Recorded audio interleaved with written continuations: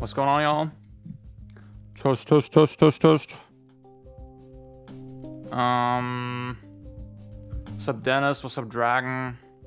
Hello, hello, hello. We are live and alive. I'm doing good. I am a Nintendo adult. It's true. It's true. You're not getting it. It's not clocking to you. It's not clocking to you that I'm standing on business, is it? I didn't realize there was such a gulf in, between Demon Tides and Bubsy 4D Metacritic, even though they're... Yeah, I get the sense with Bubsy, they didn't get time. They didn't have time. Drill Dancer, what's up?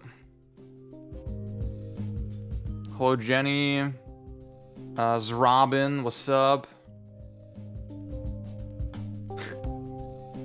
Oh, yeah. Twitch is like a little preferable for me, because, it gives me a chance to eventually be partner on Twitch, and that would have a lot of benefits. I'm still not perfectly happy with the lighting situation. I think if I got like another bounce light on the wall, that'd be fire. I'm sorry about the mess down there. That's my my CRT setup for TGM. I'm getting a little serious with TGM. Tio, what's up? I have a Twitch ad coming up in 30 seconds. If you don't want to see the ad, you can be in the YouTube chat for a little bit instead, or you can give me a Twitch sub and become a shareholder. Join the illustrious list of shareholders and get exclusive monthly content that way. I have a series called Backlog Battle where I review games every month. And if you're a Twitch sub, YouTube member, Ko-fi member, you can receive, or you do receive, access to that series. Hang on, we're 30 Twitch subs, 7 Ko-fi subs, and 7 YouTube members. That's 44 shareholders. We lost 2 shareholders. Gotta update the stat. Dude, I just haven't had time to like make the big push that I want to do. Like, I want to do like a big fucking... I did fix my my chat commands and all that shit. I put a little in like chat reminders and all that stuff. But eventually I want to do like a big push, like, hey, I'm trying to get my numbers up, you know, blah blah blah. Please support me, and if you do, I'll do like... The idea was at 100 shareholders, I will do a full Dante Must Die playthrough of DMC3. Jack of No Trades, what's up?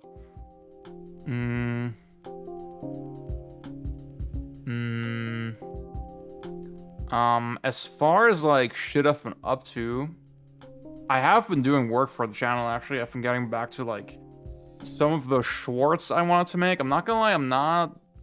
Well, maybe I shouldn't say too much. I just shouldn't influence your opinion too much. But it's like sort of, you know, it's unavoidable for growth. I kind of gotta do it eventually, because like my most viewed shit to this day still was like all the Silk Song shorts that I made. So yeah. But also, I've been working on the next big video script. That's honestly, that's been giving me the most joy out of anything I've done recently.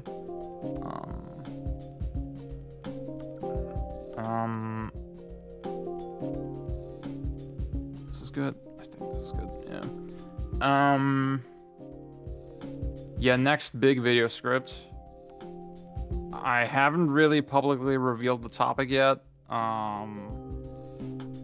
But it's involved like a lot of sort of like art history research, and it's also, it is like a spicy take on a game, kind of. So I'm really enjoying that.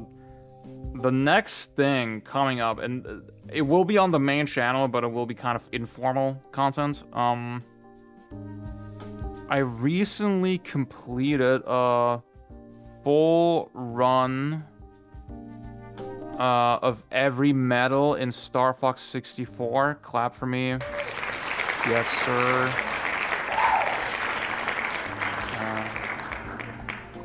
I'm gonna put that shit. Man.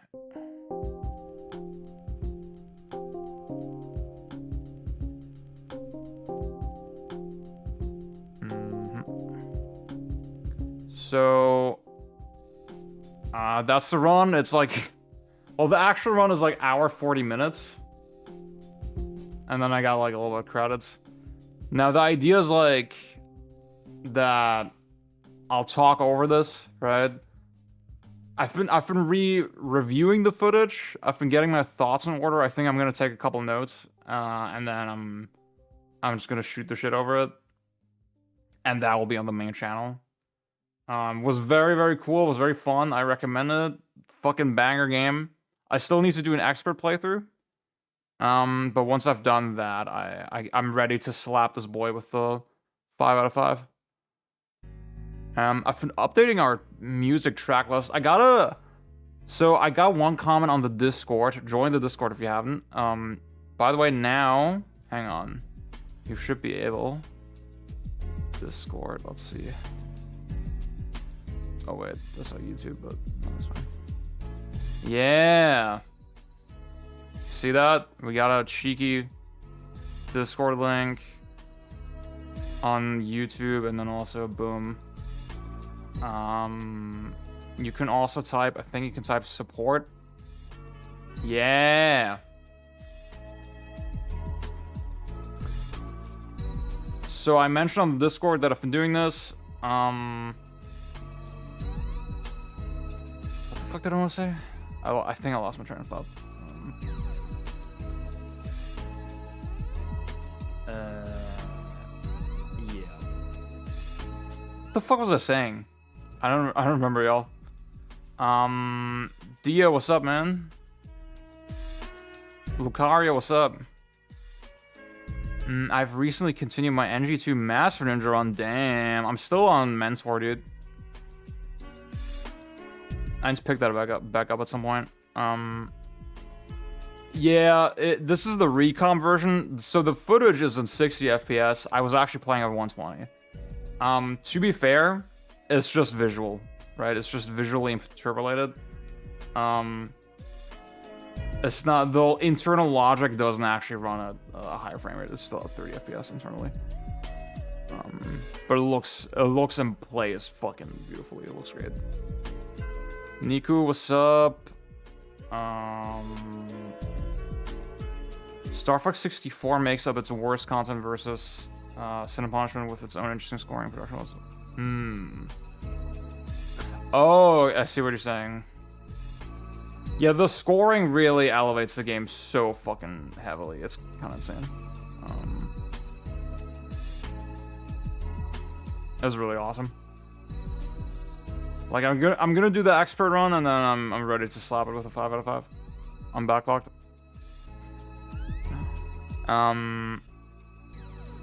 Feudal, no, thank you. Boom.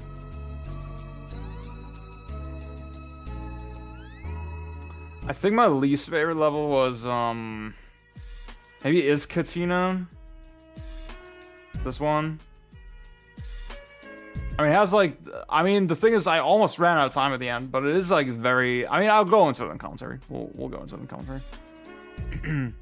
I will say Aqua's, playing it at an actual working frame rate, raised my appreciation for it massively.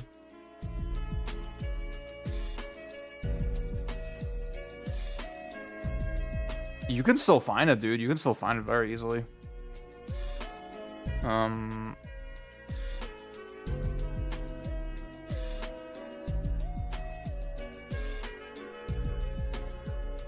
There you go.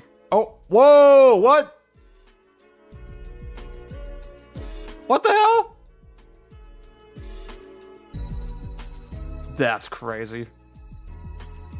Dude, I swear to God, I was like on this page like 2 days ago or something. Oh my God. Okay, Dio, I had no idea. What the hell? That's crazy. I'm so sorry, y'all. No, don't do Thronoso. Don't do that shit. No, dude.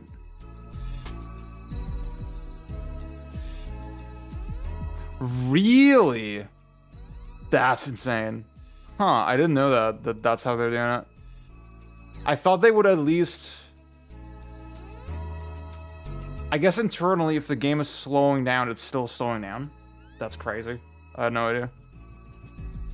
I mean, I think they'll put it back up at some point. Yeah, Raid Nate, what's up? They'll put it back up at some point. Damn. What the fuck was I saying earlier, guys? I was saying blah blah blah on the Discord. I don't know. Oh, the music shit. Yeah. The decomp is still up. Yeah, the decomp is not as good though, in my opinion. I had the recomp felt much more polished. So about the music, this is our current track list. We're slowly expanding. I got one comment saying that the Devil Trigger Tropical Night remix is a little distracting when you're watching the VODs. I think I'll have to do a poll on YouTube for how true that actually is. Because I'm sorry to that one person, right? If it's just one person complaining, then I think I'll keep using the track. It's too iconic to my streams, I think, but yeah. Oh, I got a sudden headache. Okay, y'all. Did you catch the 6-7 meme in the thumbnail, by the way? 6-7. Okay, I'll get some water, and then we'll get into the program.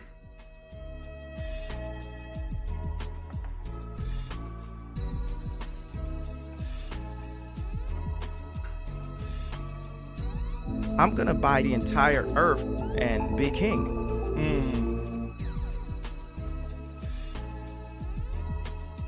Oh my god, Jenny, thank you so much for the sub. Welcome to the board.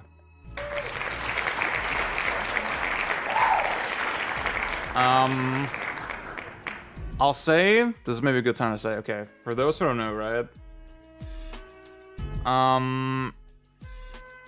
If you're a YouTube member, you get Backlog Battle straight into your sub feed. It's right here. But don't fret, if you're a Ko-fi member or a Twitch sub, you can also just go here. You just need to link your Discord to your Twitch account, and then this channel will unlock, and then you can watch the videos here. So no one's left out in the cold. Doesn't matter what platform you prefer. You'll get the same content regardless. Thank you, Jen. Thank you. I got a bunch of new shirts recently. Yeah. See, I paired them. Look at my fucking Buy hands. the entire Earth and be king. Why do I hear the alert? Oops. Dude, look at these fucking pants. I don't know if they like really come across on camera like that, but like, I think they're sick. I have the same shirt in kind of a olive color, and that combo is fucking fire. Can't forget, by the way, can't forget the Yeezy slides. Ugh. Can't forget the Yeezy slides. When am I gonna play Omega Boost on PS1? Honestly, at some point I should. At some point I should. Kanye is, he's uncancelled, so you can get the Yeezy slides.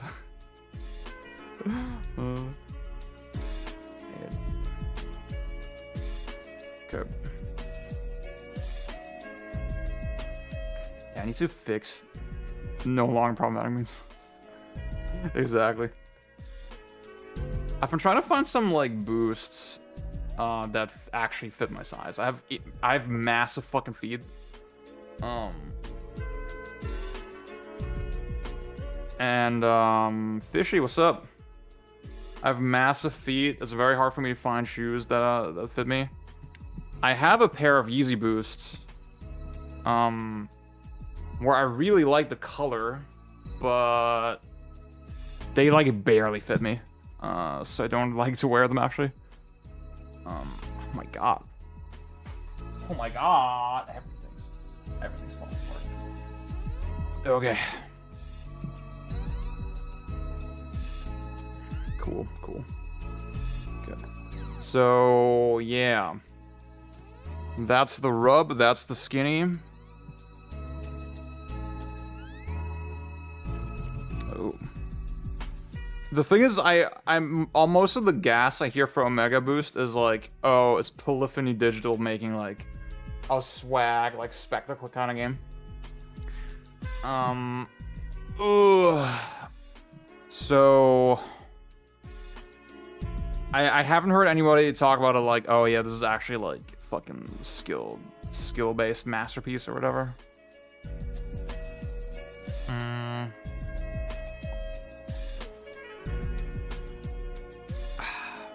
Okay.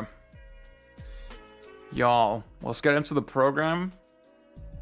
I'll say maybe a couple more personal updates. I had another CRT die on me. You're not getting That's the wrong one. Oh, Dylan, what's up, man? Yes, sir. Yeah. So I have this. It's like in the corner over there. Actually, I haven't disposed of it yet. But I had this tiny Philips 14-inch CRT that was absolutely lovely. Just a lovely size, lovely picture. Had a couple quirks with like the types of inputs it accepts. Yeah. But was fine. I was playing A Link to the Past on it. I was doing my whole playthrough on it. No. I was only doing like the final section of it on CRT. And I was like, cool. And then suddenly all the red color just evaporated from the picture. I was like, oh, fire. And it's annoying because it was like the CRT, if you remember, on this shelf, it was like sitting on the top.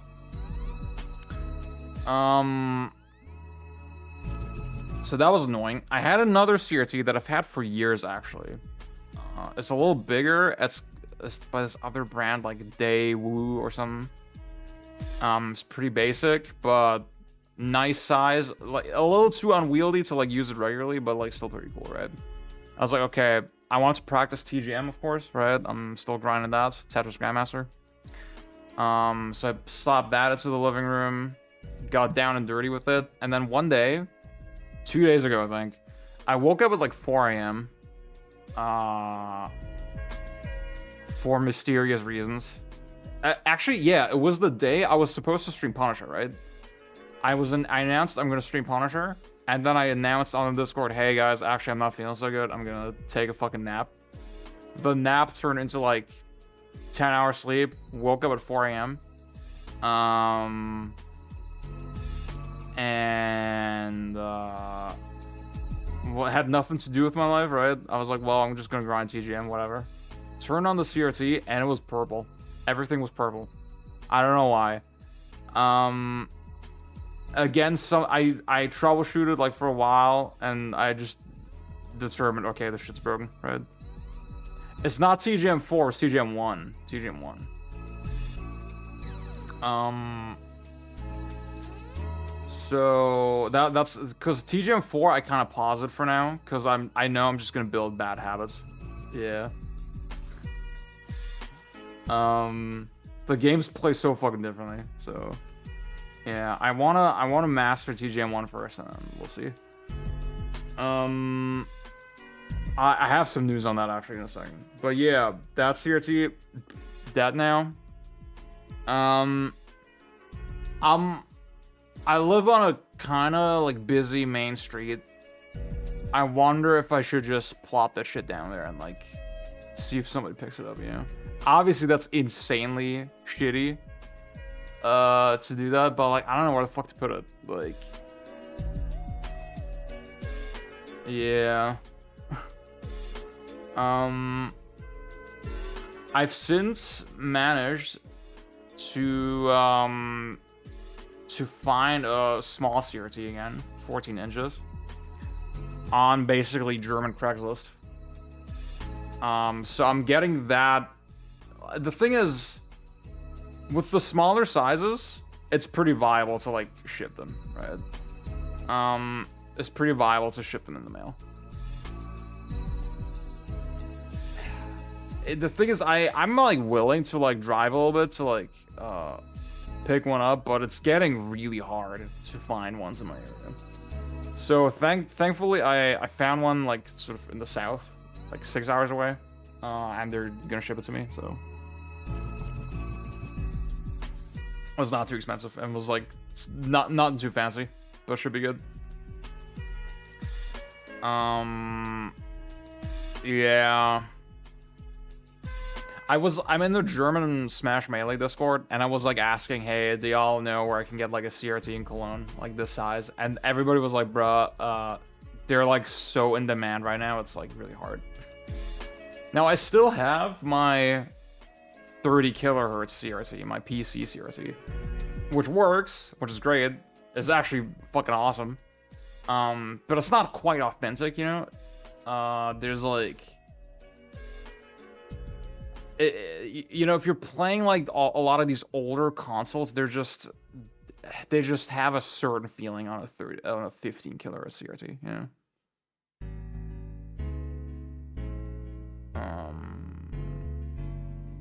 It's genuinely getting difficult to get CRTs anywhere that aren't scams or just not preferred. Yeah. It's such a shame. Cause like, dude, even with like all the, you have like shit like the RetroTank, right? Where a big feature of the RetroTank 4K is like CRT simulation, that it uses like filters to give you a similar sort of visual impression on a flat panel, of course, right? And like ideally you need a 4K display that is OLED, which this one is, right? This is a 4K OLED. I love it, it's great. I haven't seen the RetroTank 4K in person. I'm not convinced it's gonna be like a CRT. I just don't believe it. I need to see it. I just don't believe it's gonna be the same. Especially because you are still dealing with like at least one frame of lag, right? And to me, in a game as fast as TGM, I'm like, I don't want to deal with that. Like to me, that is. I mean, I'm very autistic, right? It's not even like my skill is like high enough to really to warrant such fucking purism, right? But still, I'm like, I'm very, it just don't feel right. It just don't feel right. I do play a lot of retro games on. I don't have the retro thing. I have the Morph 4K. That's the scaler that I use. And I do play a lot of retro games on this TV. Again, it's one frame of lag. It's actually really good. Like one frame for a big SCU like that is pretty fucking good.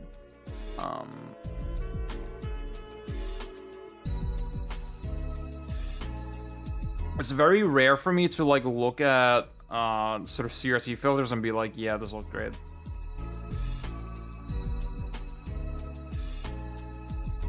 Yeah, Dragon, that's exactly the reason. Like, I just don't... Nah. I don't want to deal with all that. It's literally easier to just buy a new one. Like, cause like, I paid like 20 bucks for the new one, you know? With shipping, so...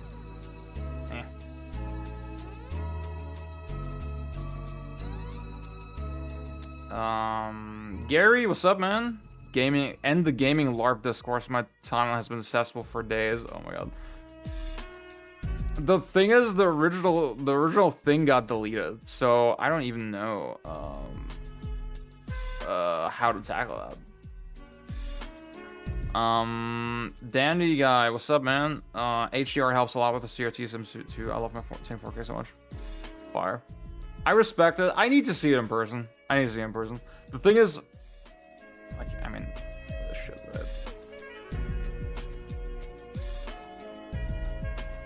right? See, I respect anybody who like went for this shit, but I mean, look at this thing. I don't have that kind of money. I just didn't. And like, I saw the more 4K, right?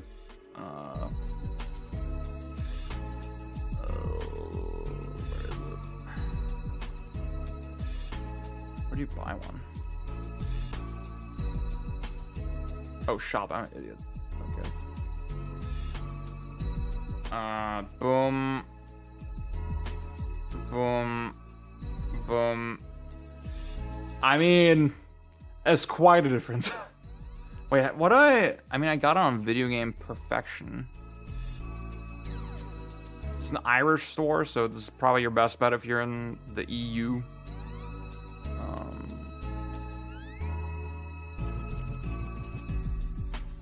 They got the Morph 2K now. If you don't care about like 4K, if 1080p is good enough, you can just get that. This is probably your...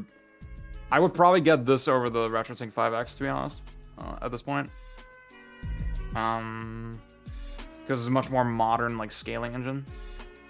Any opinion on the Superstation? Seems great. I haven't used it, but it seems good. Oh yeah, see they got... Okay, it's out of stock right now, but like, see, even in Europe, yeah, I mean, I think with tax, it's like 300, and then you add the analog bullshit, and it's like 100. It's like half the price of the RetroSync. And I think the main... at this point, the main difference is like number of inputs and the CRT shit, right? The CRT shit is much more fleshed out on the RetroSync. I think the RetroSync overall is a more polished product. But for what I do, they're like the same, you know? For my purposes, it would just be a giant waste of money, I think. Cause like, I don't even... The thing is, I only... Anything older than like Dreamcast, I run through the Mister, right? I run the Mister into the Morph, and then that's how I do that, right?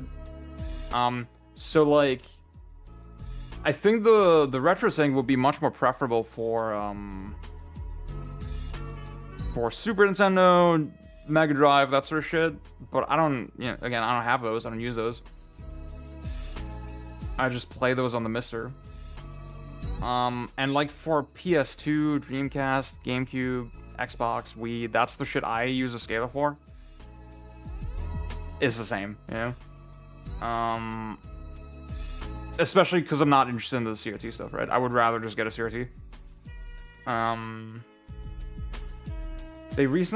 They added auto sampling to the more 4K, right? So it's like it's pretty much feature parity in that regard. In terms of how the image is like treated. But yeah. I guess I'll say real quick, have you searched on Temu for RetroSync? I mean, I would assume that on Mr. This shit, the Morph also has CRT simulation, right? It also has like masks and all that shit.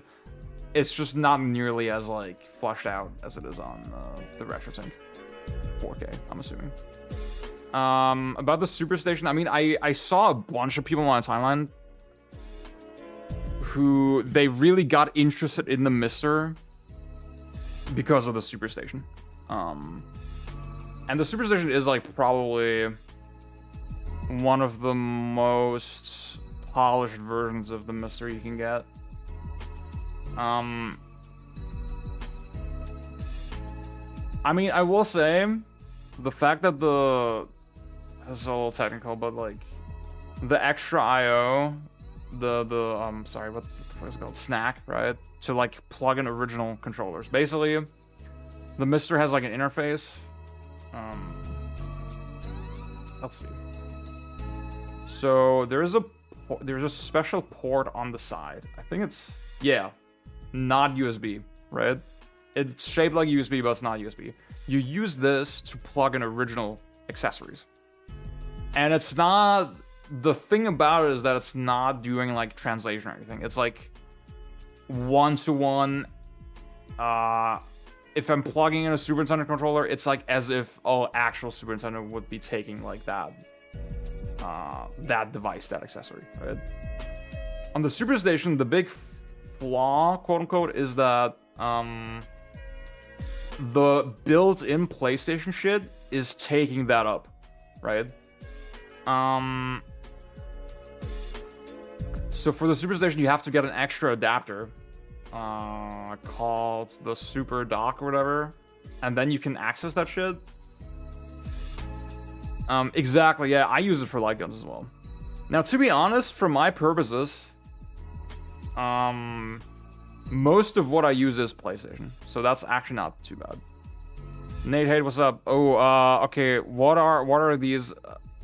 Hang on. It's a whole fucking rabbit hole. I'll just point you to this. Watch this video and have your life change. Basically, it's a retro... I guess it's fair to call it emulation. It's an emulation box, but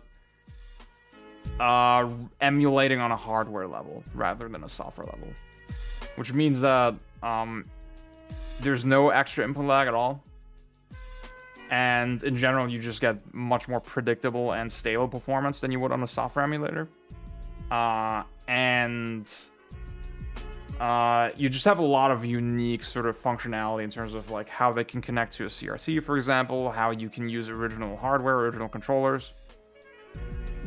It's basically a perfect replacement for original consoles, in most instances. Yeah, so, I mean, the big thing with the Superstation, again, is, like, it has all this extra shit. And I think it's, like, simultaneous output. You can do, like, this shit, HDMI, and component, and composite at the same time. And that's kind of wild. And this shit is, like, $200. That's, like, really good.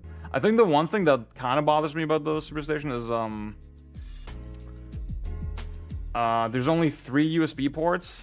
Well, to be fair, they have, like, Wi-Fi and shit built in, I think. So that's not even that bad.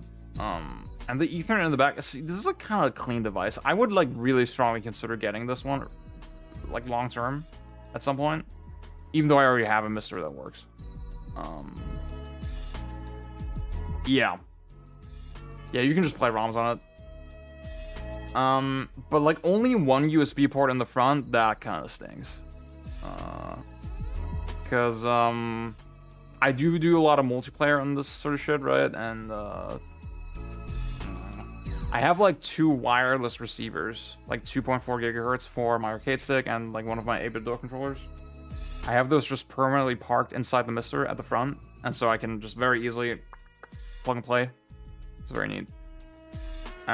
Okay, guys, I'm sorry I haven't caught up with the chat in a while. Let me go through this one more time, and then we'll move along.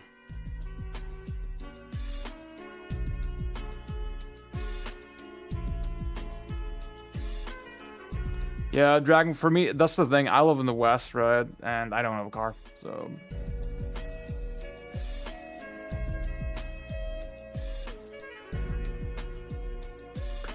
For those asking, so... The Mister... I was really early with the Mister, actually. I was super fucking early. I got the original, like, the E10 Nano version, and... I've since upgraded it to the Retro Castle IO board. So this website is fucking terrible, but yeah, this is the one I have with the aluminum case, and it's like kind of slimmer and has like a power button built in.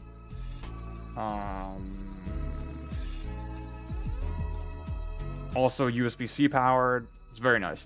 This is the one I use. But it doesn't, obviously it doesn't look quite as like polished and cool as this one.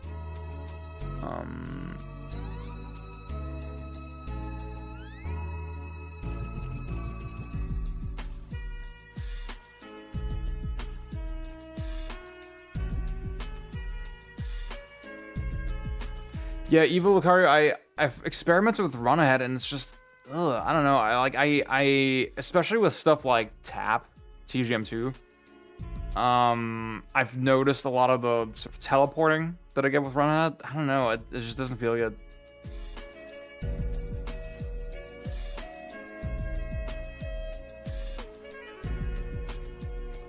Heck yeah, everybody I've seen use the Superstation was like pretty happy with it. Oh, well, okay, that's where I gotta disappoint you, Nate Hate. The furthest you're going with this shit is like Sega Saturn. Right? I think Sega Saturn was like the last frontier. Sega Saturn was like, so PlayStation, Sega Saturn, N64. That was like thought to be impossible. With the Mister, and it's since been done. You can play those three like basically perfectly, with like a couple caveats, but basically perfectly. I think the Saturn core has like the most caveats, kind of.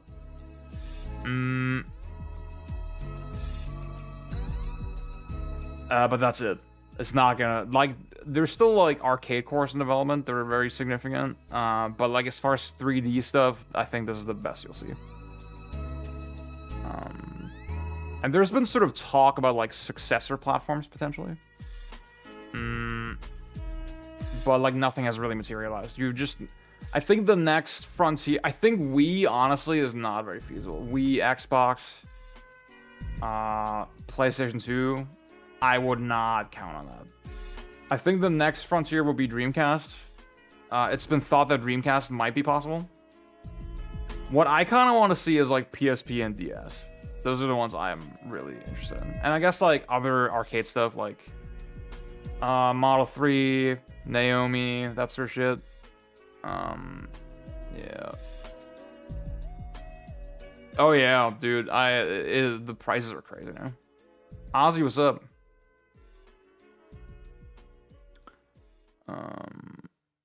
Hell yeah, hell yeah. Like I said, I was early. I was very early on that shit. I was very, very early.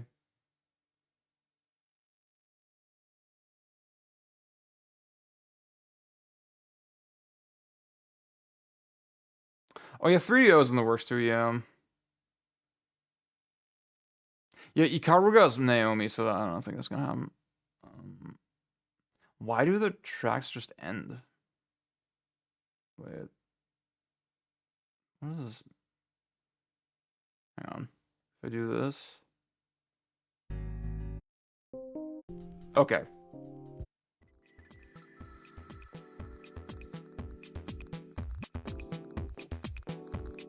Hell yeah, brother.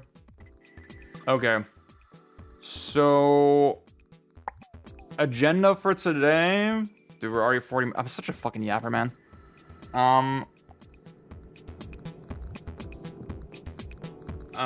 Obviously there's been big news this week. I'm gonna talk about that shit briefly. But the big items for today will be the whole LARPing discussion and also recapping the year so far. Yeah.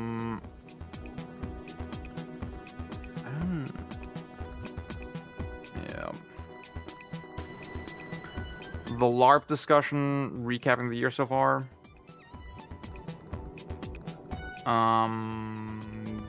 And I think that will take up enough of our time.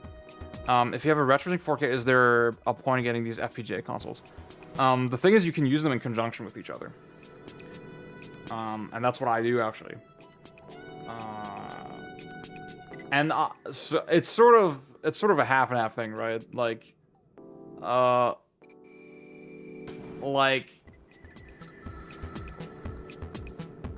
the RetroSync 4K, obviously it doesn't give you the consoles, right?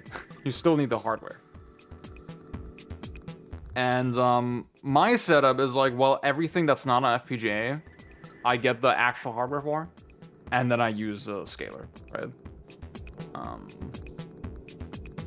So in my case, I don't use the RetroSync. I use the Morph 4K.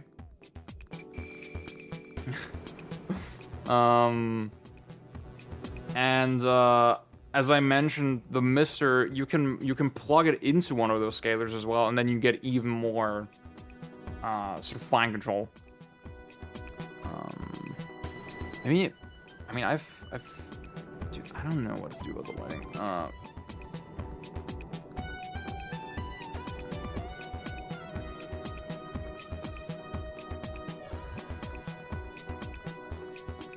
Yeah, Mr. FPGA is a super convenient way to just have everything in one package. I would use the RetroSync 4K for my Wii U and PS2 and PS3. Oh, sorry, somebody was asking me earlier, do I use it for the Wii U? Yes, I use it for basically everything that's not 4K, right? I have like 2 HDMI switches. I have one HDMI switch that's like 4K 120 hertz, and that's for my PS5, Xbox Series X, Switch 2, my modded PS4, and anything else plugged in there? I think that's it. And then the other HDMI switch, that's for all my 1080p and below consoles, right? So PS3, 360, I have a GameCube with HDMI. Also the Mister, right? And that switch goes into the morph, right?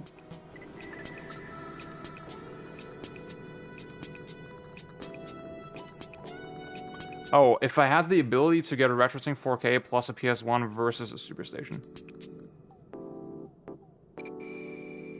It's just, they're just not the same thing, you know? They're just not the same thing. That's the problem. There's no real equivalence, you know? Because, again, with the Superstation, you're getting so much more, right? By itself. You're getting so many more consoles, but then you're limited to 1080p, right?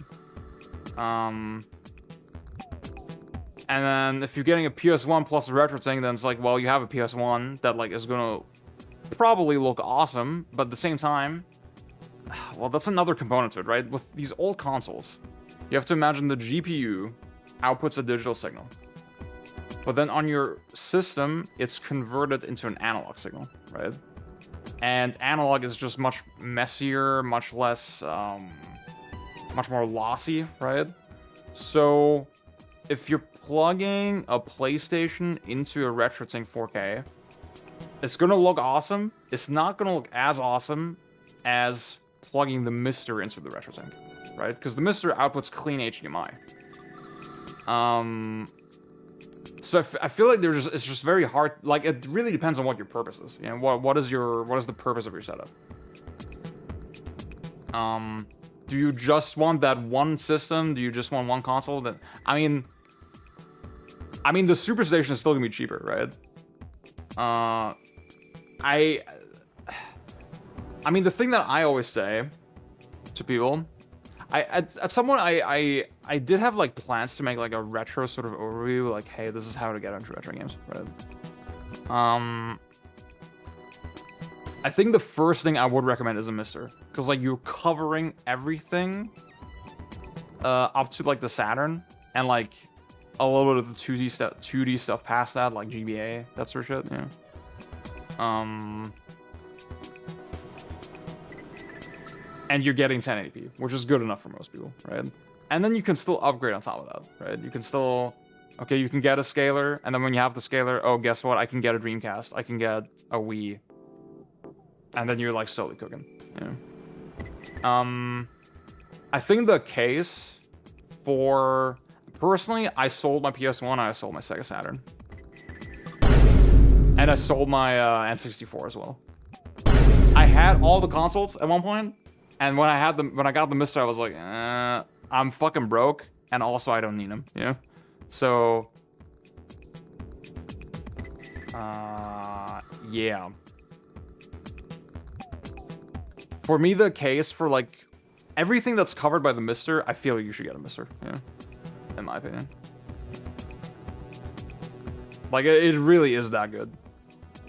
Fuck RetroArch. So fucking true. So, wait, let me... What's like a recent stream where I... Oh yeah, I mean, this was a situation where... Yeah, this was, okay, Ocarina of Time on the Mister plugged into the more 4K, right? So I was playing at 4K. Obviously the stream is 1080p.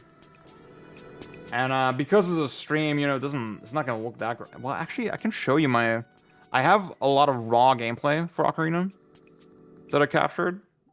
The capture was also 1080p because like I just don't have that kind of storage. But it's still gonna look really fucking good. Let me get like a nice clip. Oh yeah.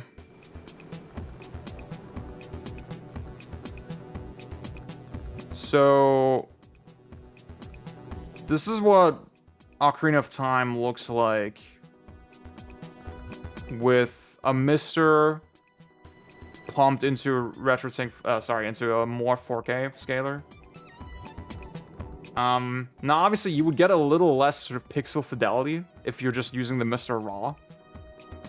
But you're already getting most of the way there. For me the combo is just unbeatable, yeah. Yeah, I mean look how crisp everything looks. Can I can't zoom in. Yeah.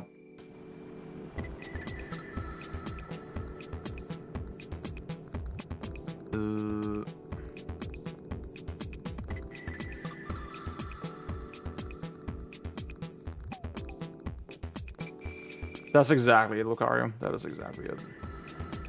I will say, I mean, for me, being able to scale to 4K, it does make a difference. Because, like, you'll just notice that, a lot of these older resolutions, they scale to 4K much more cleanly than 1080p.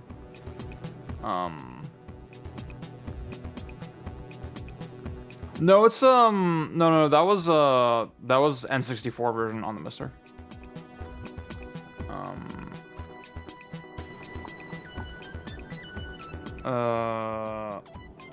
4K gives you much more scaling flexibility, right?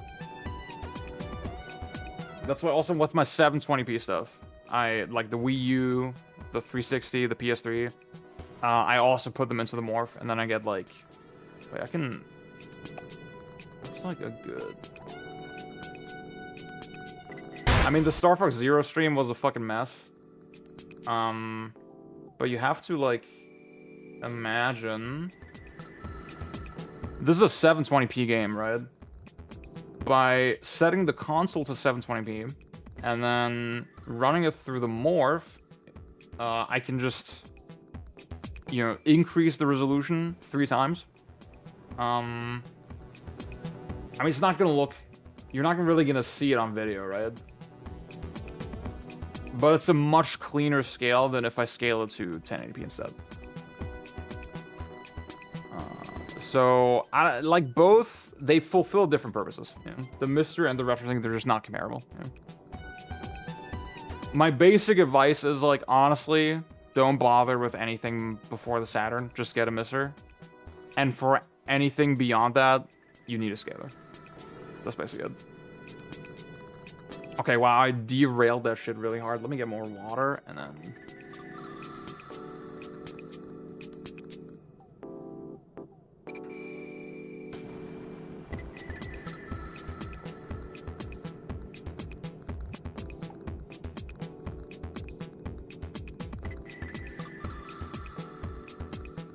Also, yeah, Jen, I feel like I've come to really love, like, the dithered look on a lot of these older consoles.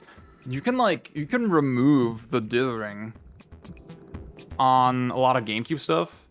And I tried that, and it's like, it just don't hit the same. It doesn't look right.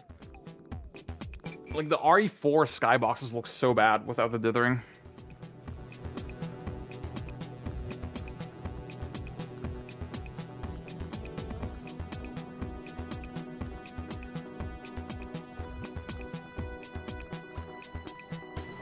Yeah, the thing is, so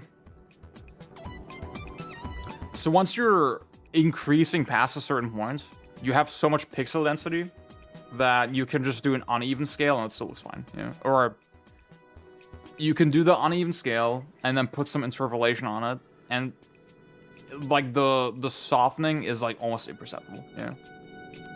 That's how I do it. I just increase to the TV height, and then I just let it rock, yeah.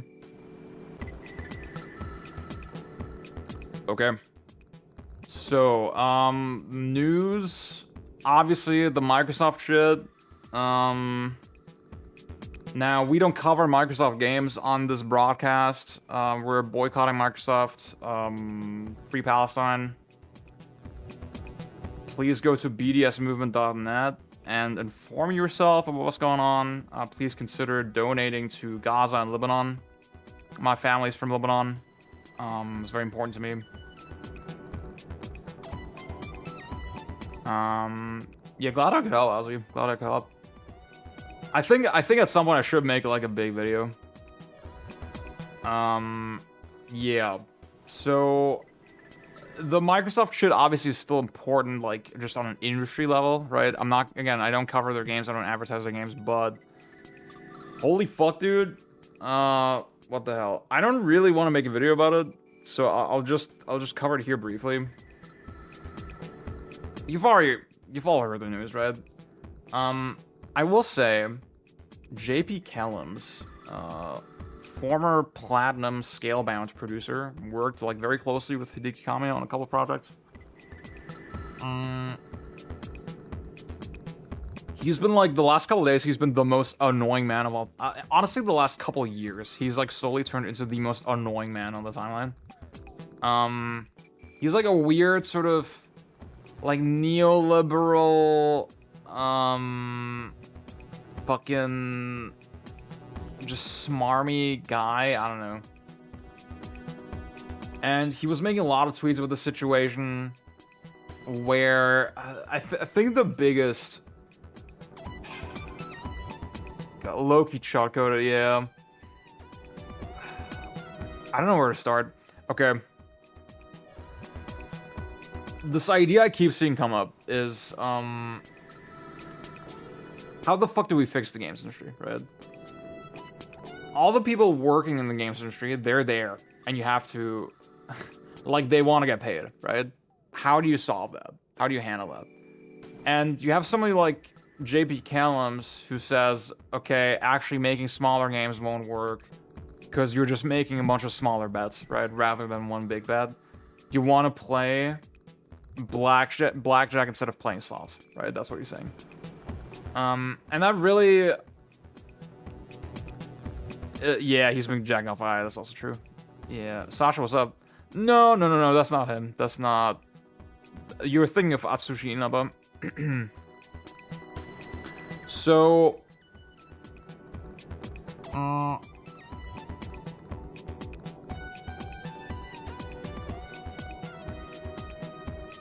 this is something I've wondered for a while, right? If you have all the developers in the world, that, like, if you're taking them, right? And you're thinking, okay, if we're just distributing the same amount of money, the same amount of salaries across many smaller games rather than a couple big games, would that fix the games industry, right? Because obviously you're still spending the same amount of money total, right?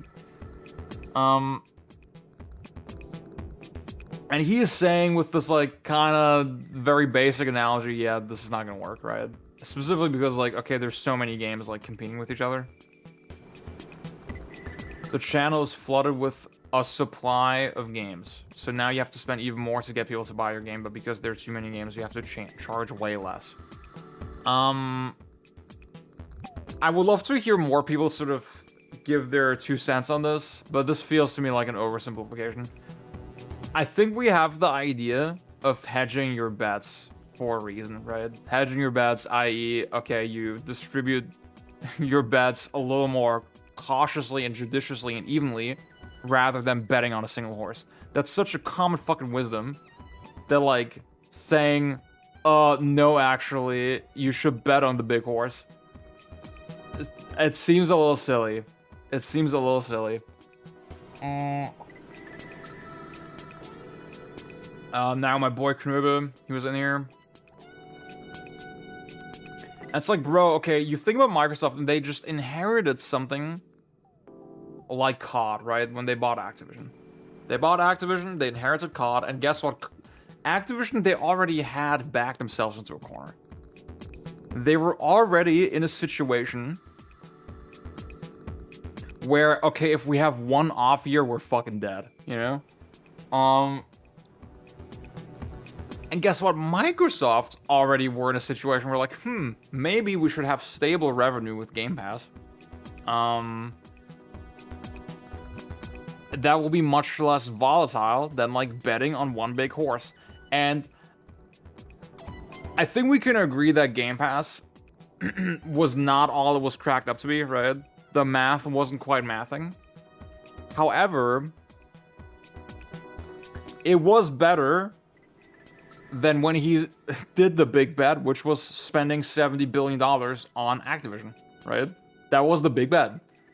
Before that, they were making small bets, and it was fine, you know? The lie of Game Pass was, oh, we're Big Daddy Microsoft, we can afford to take some hits.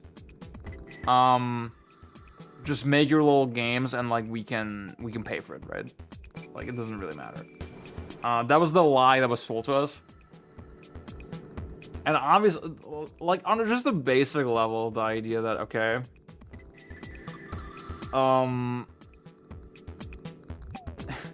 Game Pass needs to be a good deal, right? It needs to be a better deal to do Game Pass than get all the games, right?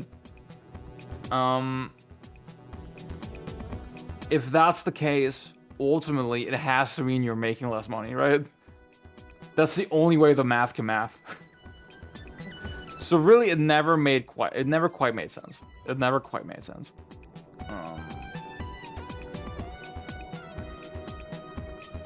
I feel like also the analogy, that's the thing, like games just don't have the same analogy to like movies and music, right? Because guess what, with movies and music, we're already used to like syndication, right? We're used to like just consuming it like in the airwaves. Couch, what's up? There wasn't a like obviously I'm like like CD sales and DVD sales and all that shit. Obviously that's important, right? I'm not saying there was not revenue made from that, but it wasn't the one thing. With games, it is the one thing. With games, it's always been the one thing.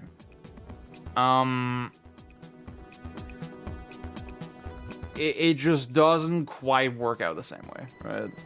And I mean, guess what? It's not like the submodel is really working that well in the other industries either, right?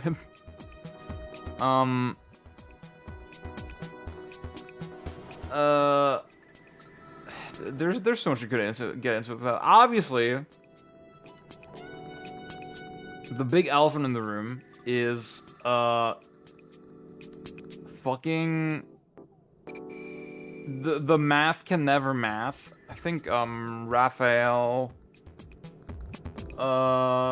Colantonio was saying it. The math is never gonna math if you gotta pay fucking executives, you know? If so much of the resources is spent on that shit, like how the fuck is it ever gonna work, right? And like somehow people like JP, they don't want to acknowledge that, right? And I mean, not to be capitalism Japan, but I think Japanese labor law is very interesting, right? You can't just fire people, you can't just mass lay off people unless you're really doing poorly as a company in Japan. And I think what's really good about that is that it forces these companies to actually weather the fucking storm, you know? To actually figure out a way to solve it, right? Because guess what? I would say Ninja Theory, they don't make especially popular games. They're not an especially popular studio. However, Microsoft put them in a system where they could only fail, right? And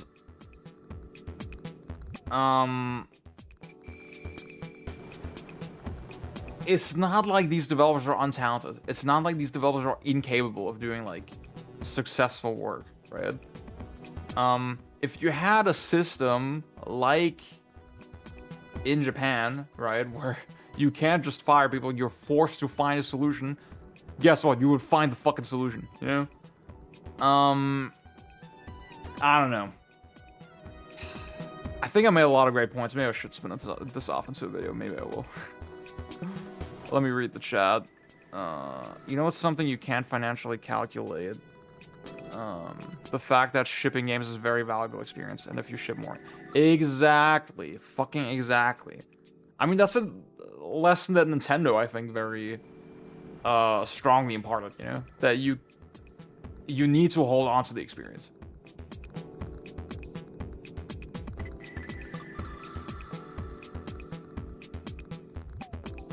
Yeah, I wonder what is the split between people that, like, they stay in Game Pass versus people that, like, do it for a month, right? Base Snake, what's up? The game in the background is Bubsy40. Cloud gaming basically failed because trying to do streaming for gaming is far harder than it seems. Yeah. That's the thing, if cloud gaming was a viable thing, maybe we wouldn't be having this conversation, right? But it's not. It's inherently just incompatible with the medium. To be fair, the Wada shit, it was kind of a symbolic gesture, right? But I still respect it.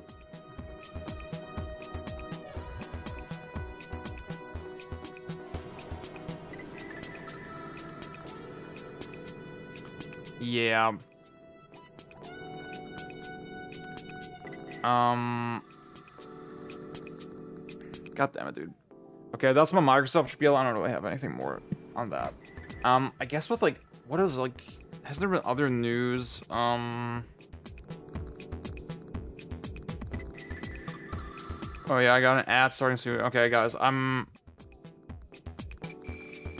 oh yeah, that's right. They did. Well, the thing is, they just weren't able to sell the units.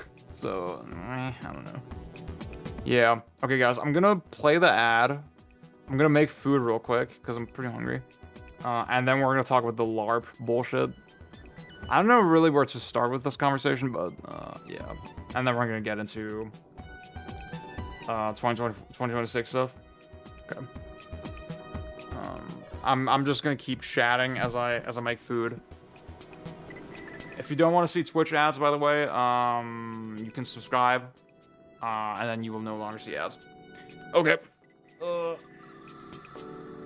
Guys, am I fat?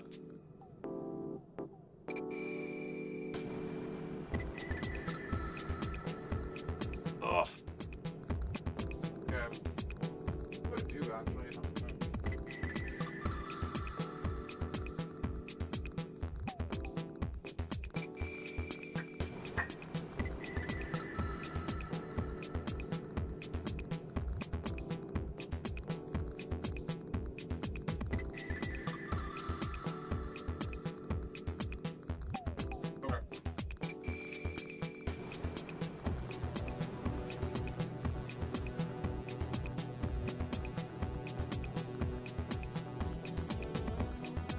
Oh, the Toys for Bob shit is like crazy, yeah. They saw the sign, dude. They knew what was coming.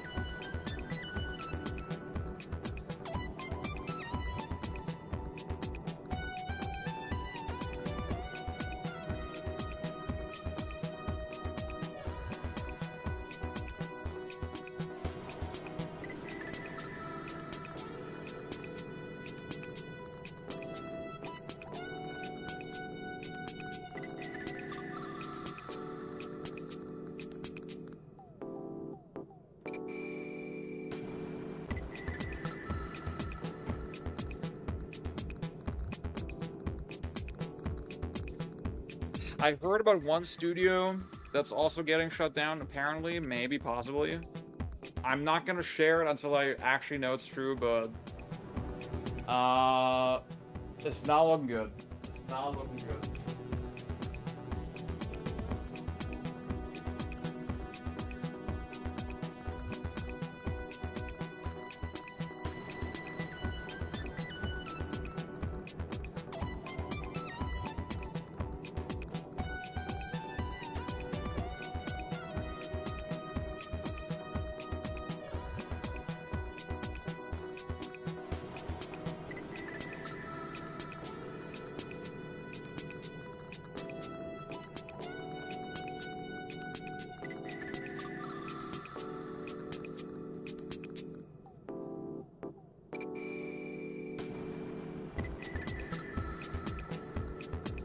Have you heard about ads games might be going bankrupt? What do you mean exactly?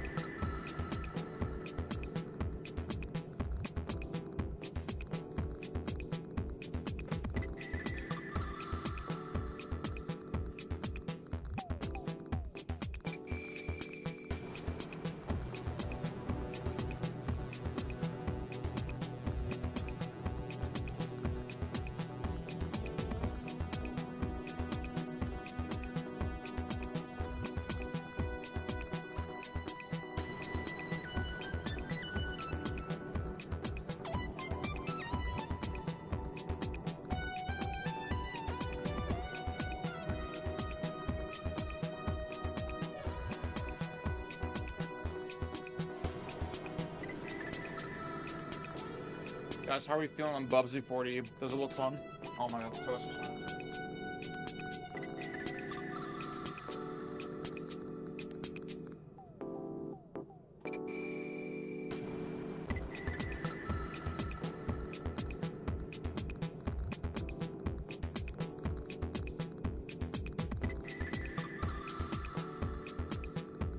Guys, I'm putting cream cheese and then ice to get up a little sick fun.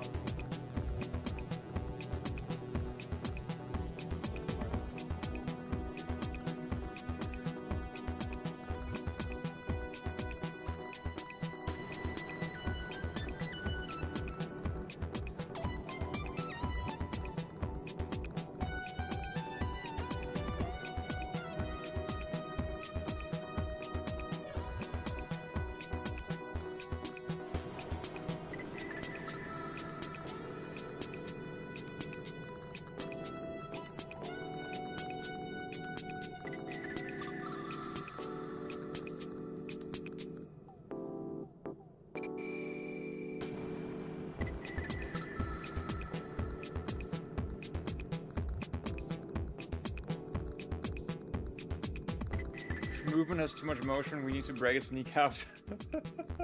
To be honest, it's like, I think we need to start calling things like movement slop. Because, like, I think Bubsy is the perfect example of that.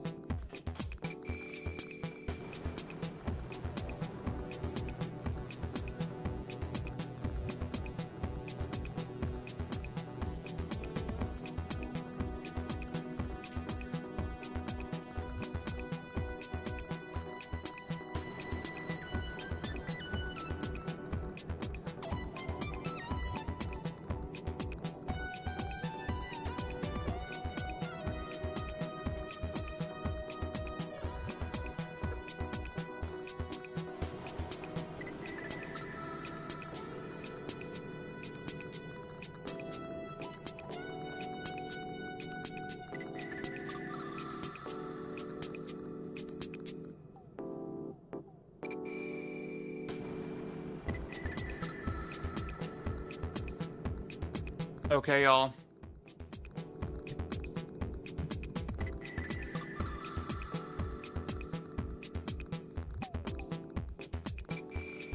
This is scuffed. I think it's kind of scuffed, but whatever. Okay, while I eat... Can you guys point me to the best tweets or posts that you have seen about this whole Let's Play LARPing discussion? That'd be great. Oh,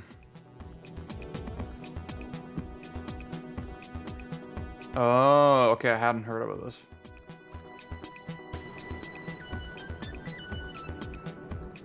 Thank you, Niku.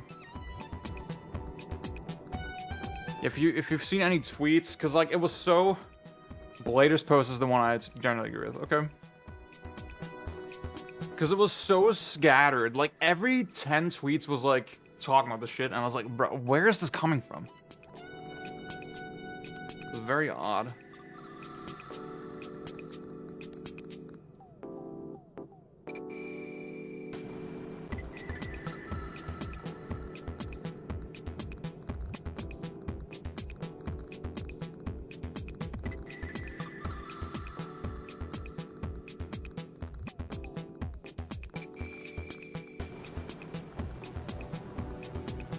Well, apparently that got deleted.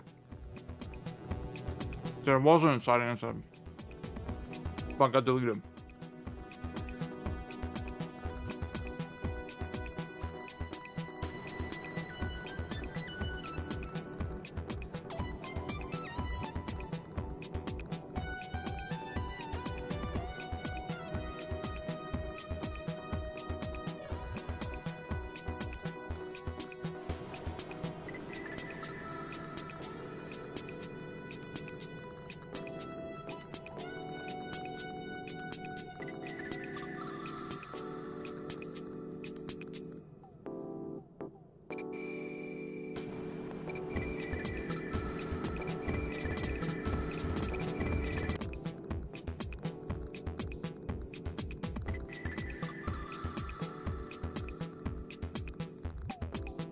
That's crazy.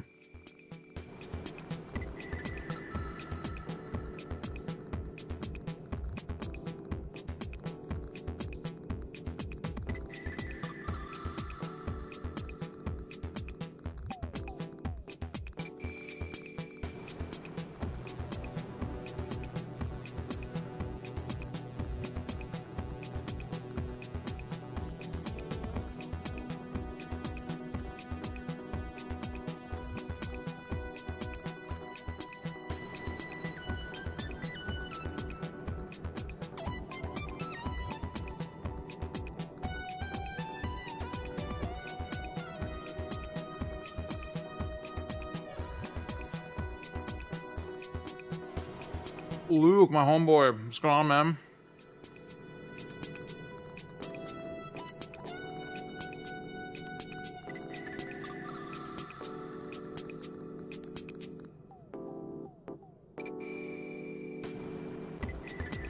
Yeah, we're about to get into it.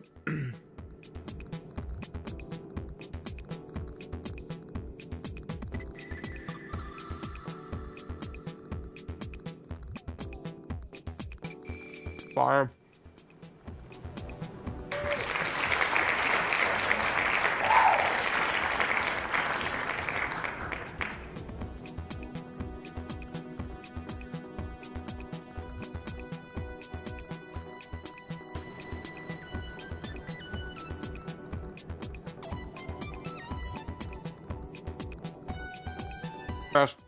Guys, this is the thumbnail. This is the thumbnail. I'm saving it right now.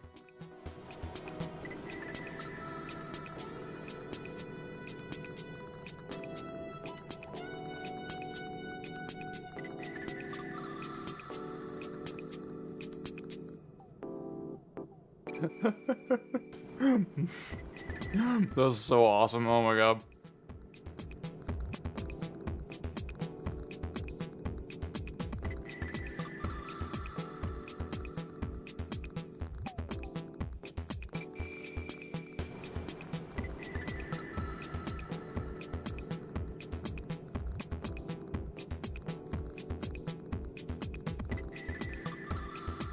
Okay, I don't want to spoil too much. Oh, I don't want to spoil myself too much.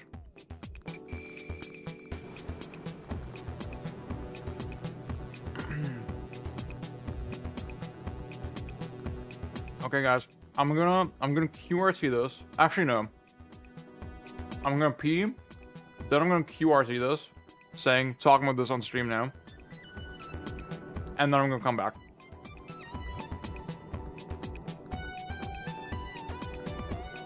I'm such an idiot. Wait, no, I'm gonna pee, come back, then QRT. Oh my god. And then we're gonna start.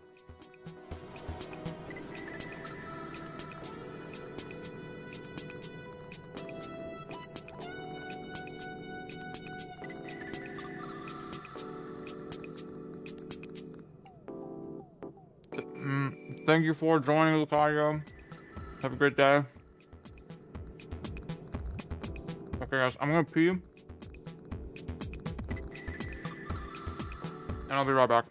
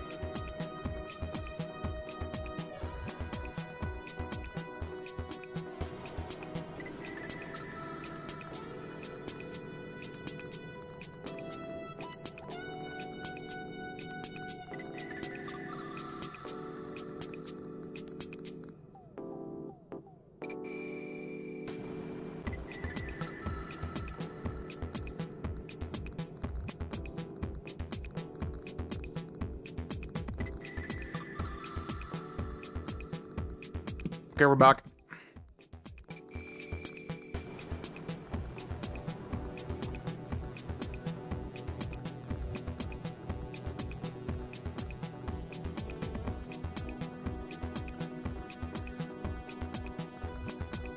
I'm not gonna shit on this person, by the way. So, it's gonna be fine, don't worry.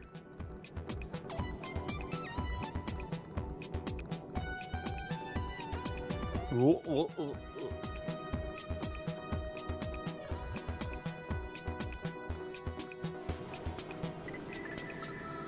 Let me freshen up one last time. Guys, do you have these in the States or outside of Germany? Is this shit a thing? Fisherman's friend.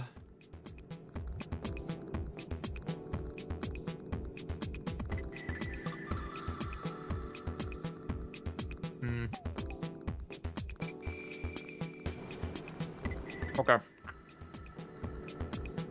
I'm gonna get into it in 1 second.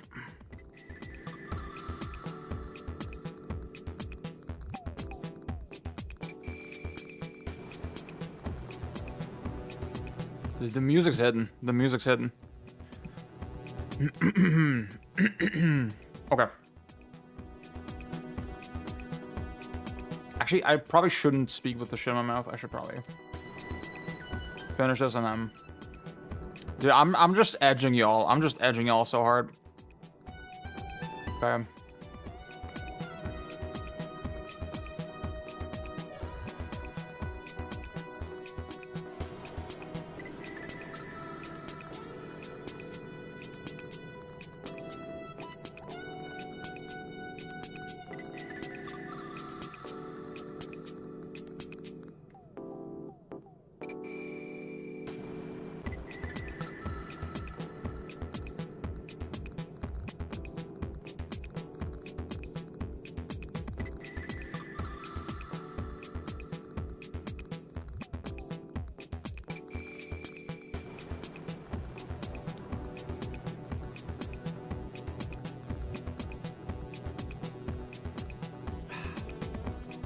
Okay, let's get into it. Let's get into it.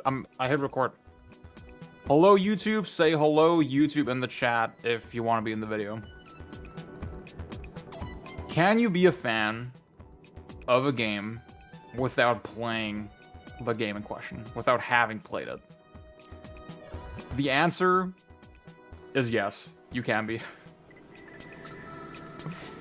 You can be a fan of a game without having played it. Now, the reason I say that is that being a fan of anything is just not something that has a lot of weight. It doesn't have a lot of meaning, right?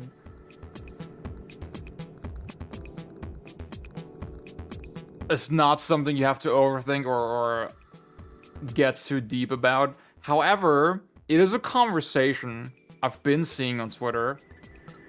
I was told that it had sort of an inciting incident, but that the original tweet got deleted. The closest thing I could find to, like, you know, a single tweet that breaks down the whole conversation is this one. You need to play a game. Sorry, you need to play the game to be a fan is classist propaganda. Fire. Please don't shit on this person. I'm not making fun of them. I don't even know if they're serious, right? I just think it's insanely funny to, like, put it this way. So, again, the comments here are... I mean, just a couple highlights, right? Meet potential gamer. Gamers are the only people you have to convince to partake in their so-called hobby. Boom. Yeah. It's something where I feel like the last couple days I've been scrolling, every 10th tweet or so was like about this, like just giving their 2 cents with no context. And again, if we're keeping on the level of like, okay, being a fan of something, right? Like, can you be fan? Like, obviously, it's a stupid thing to talk about, right? Why is it even something that we like gatekeep or care about? Why if somebody's a Persona 5 fan, let's say, right, and they've only ever watched a playthrough of it, if they tell me that, right, I know immediately, okay, we probably can't have a super deep conversation about, like, the things I'm interested in, right?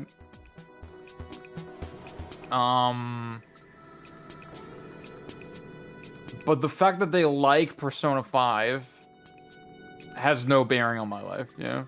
I will be able to move on with my life, go on about my day, and it'll be fine, you know? And I don't think less of you if that is how you're living your life.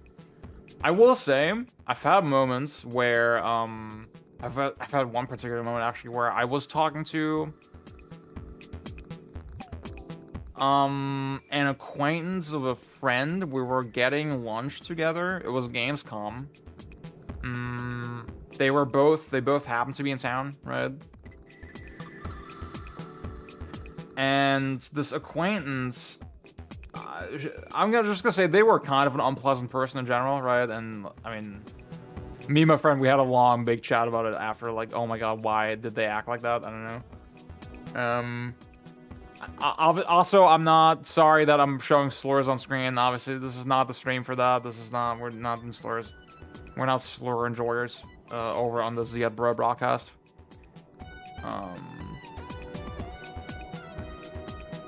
Anyway, this person, I was talking to them about Resident Evil, and they basically told me, like, yeah, I don't like old games, I don't play old games, I just watch them, right? I just got into the series by watching it.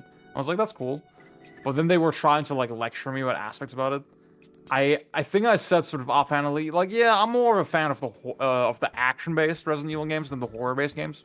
I'm more of a fan of the stuff like past RE4, Mercenaries, that sort of thing. That's kind of what I look for and enjoy with the series. And then they were saying to me, you know the series is supposed to be about horror, right? You know that, right? Like, in this very condescending tone. No, I don't think that's representative of, like, the type of person that, like, is a fan of games based on a Let's Play. I'm not saying that that person is necessarily representative of this whole conversation. I just thought it was kind of wild that they felt in a position to lecture me about the shit when they hadn't played a second of the series, right? It was very, very funny. Now, I think that's sort of a worst case scenario, but, like, in practical conversation, like, okay, what the fuck, it doesn't matter, right? I guess, like, if that type of person wants to be taken as seriously as, like, yourself, you know, as, like, you were taking yourself seriously, I guess that's a problem. At that point, you kind of have to make it clear, hey, man, like, if we want to have this conversation, like, you need to actually play the game, and, like, we're just living in two different worlds, you know? Now, the actual interesting part of this conversation that I want to talk about. Why does this actually happen? Why is this even a thing? Why do people become a fan of games without playing them? Now, the way you can, I think, best explain this is with this idea of formalism versus content, or technique versus content. This is actually something I've been researching for a video I'm working on. Frank Lance, he's a game designer, and he wrote 11 years ago at this point this article on formalism and ludocentrism. Now, one of my lecturers has called me like a ludologist, right? She classified my work sort of in the realm of ludology. Because I'm primarily interested in systems, rules, interactions, like those really fundamental aspects of games, right? And that's really what I center in my conversations. And let me see if I can.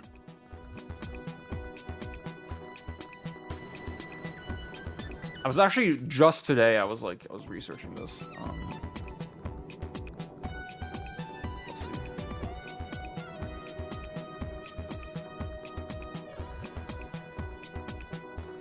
this is a divide that people have been making for a while, right? Between sort of the content aspects of a game and the ludic aspects of a game, right?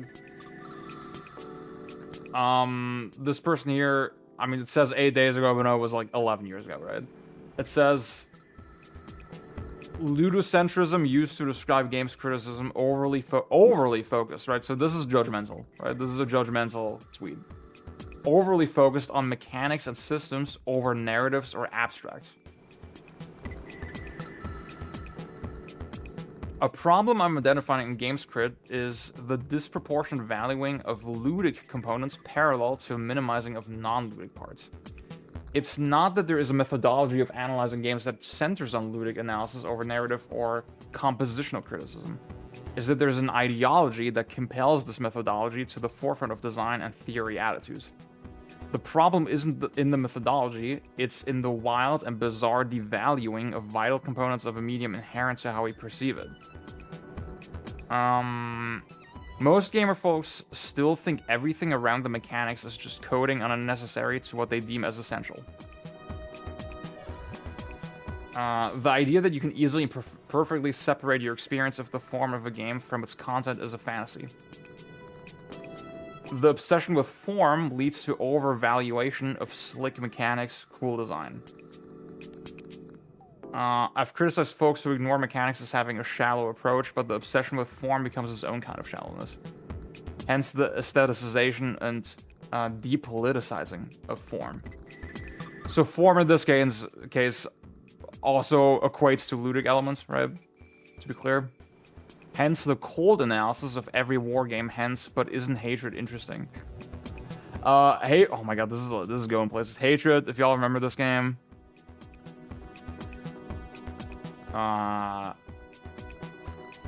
Like, what they're talking about is, like, the type of person that divorce the mechanics of a game like Hatred completely from its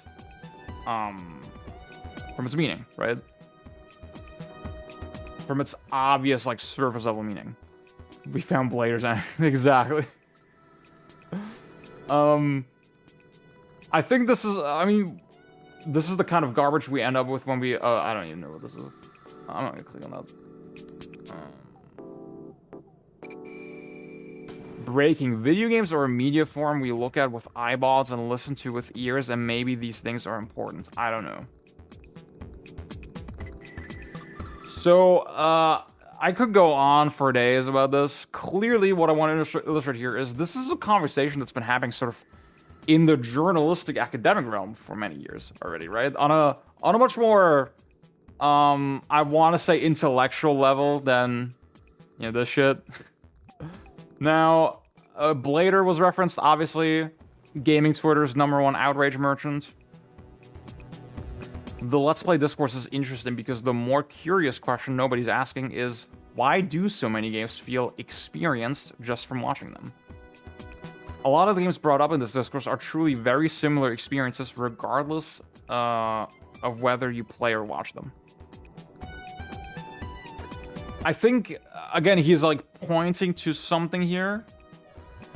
I don't think this is quite it, right? I don't think this is quite it. I think it is that there is a divide between content and form, right? Content and ludic elements in games. And that divide is just a little maybe less explicit in other mediums, I would argue, right? Where you have a medium like film where it's inherently based on, okay, I'm gonna point a camera at things, right? And then what you point the camera at is sort of already part of the form, right? It's the content is like kind of inseparable, right? Now you could, again, this is this idea of formalism. That's something I've been researching for my next video in general. And even in other mediums, this is something that that people talk about, right? There's this movement of Russian formalism. Maybe let me, there's a book I've been reading called The Major Film Theories. And it has a big chapter on Russian formalism. And if you look at the Russian formalists, they get to the point where, in a really extreme sense, right, where they will put artistic technique truly over all other aspects of a work, right? Where the content of the work is truly not important, right? Where, as even said here, there's a passage, let me see, subtle...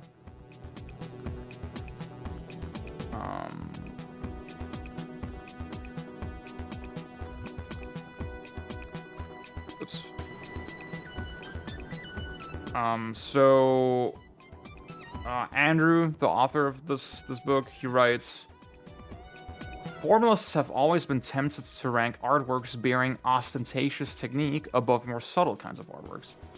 In effect, formalism has been tempted to become a partisan of a particular style of art, rather than a philosophy applicable to artworks of all styles. This is like kind of the literary film version of the conversation we're having, right? Where, okay, the way you use prose and the way you use film is almost more important than the specific thing you're showing or talking about, right? There is formalists that are that extreme, right? Now I want to say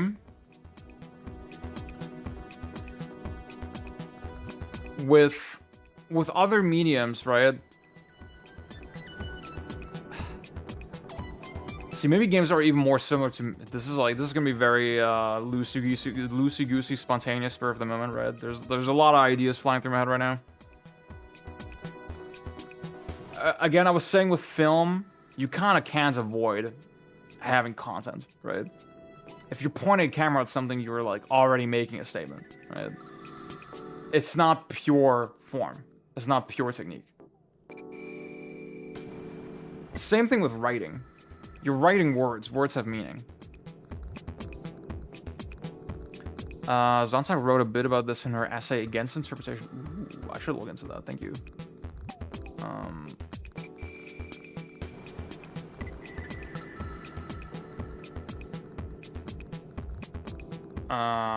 Okay, it's probably kind of too long to dig into this, but I'll definitely check this out. Thank you so much.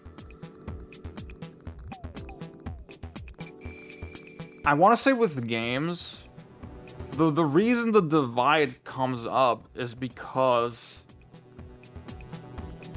I think it is very common for the form and the content to not be married very seamlessly. Yeah, it's not even just that; it's that there truly can be a lot of games,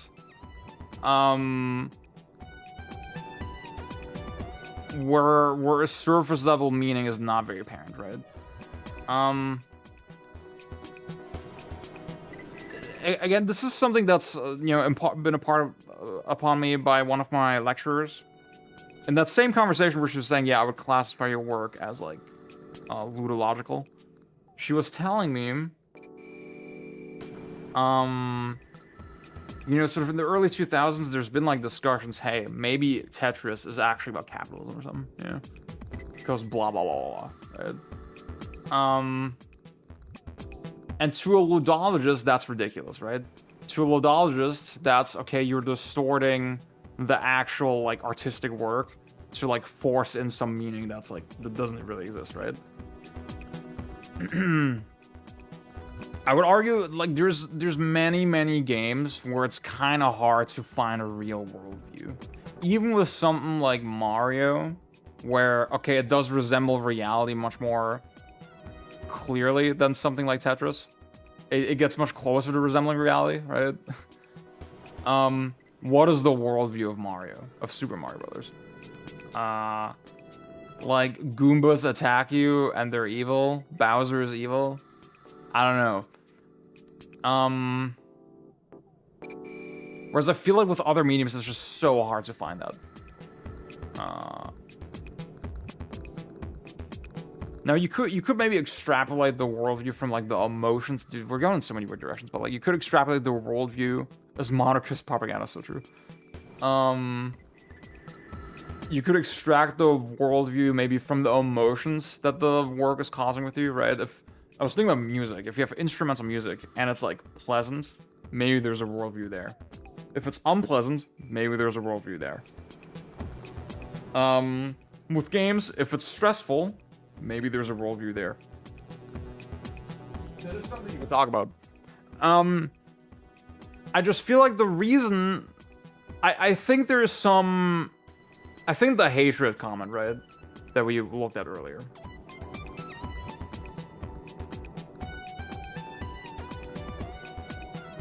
I do think this is kind of pertinent, you know? I do think...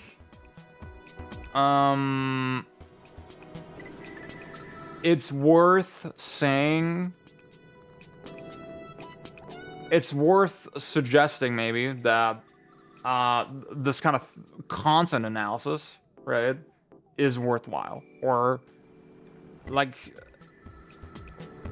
stripping my discussion of a game of any sort of content analysis in every single instance maybe is bad, right? However, I feel like if we're really thinking about, okay, how has the discourse evolved in the 11 years since, the emphasis is purely on content, right? Over form. I feel like most game writers these days are not interested in the ludic aspect at all. And there is like sort of a level of condescension here. And this is something I've talked about a lot before, right? Where, okay, you when you present a game like Tetris or something like very mechanical, very ludic to the average games pundit, they will consider it kind of solved. You know, they would consider it kind of boring to talk about, not really interesting. It's not a new frontier the way Her Story is, for example. And that's not to diss on this game, right? That's not to shit on this game. It's not a new frontier the way Gone Home is. It's not a new frontier the way Mixtape is, right? That's so funny. The whitest game ever made, and it's called fucking Mixtape, dude. That just makes me so angry. Okay.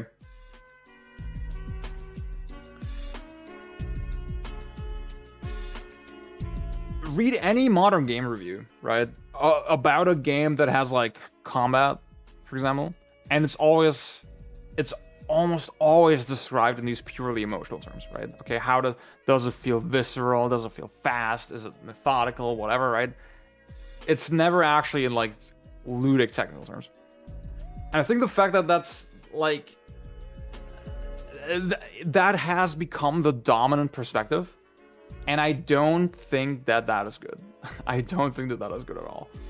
And I think that is why so many people feel emboldened to say, yeah, I'm a fan of this game, because I'm latching onto all the other aspects, right? Because the industry has latched onto all those other aspects, and the discourse has latched onto all those other aspects.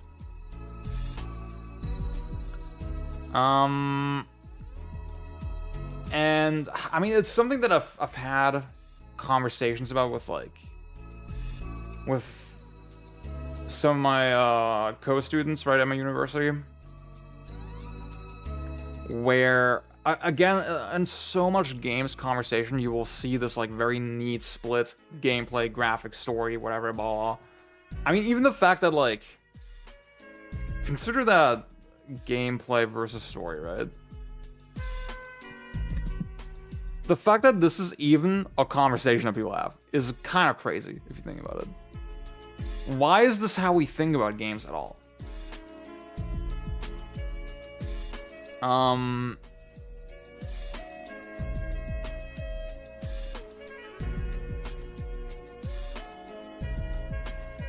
I feel like it's impossible to make a video or a conversation like this. Well, no, sorry. Let me back up. Like, obviously, this conversation is sort of had about, again, if you're looking at fucking Russian formalism, it is a conversation that's kind of had about in other mediums that was had. I think in games it's just very upfront. It's very natural to have this conversation, and I feel like it shouldn't be almost, you know. It shouldn't be split up so neatly.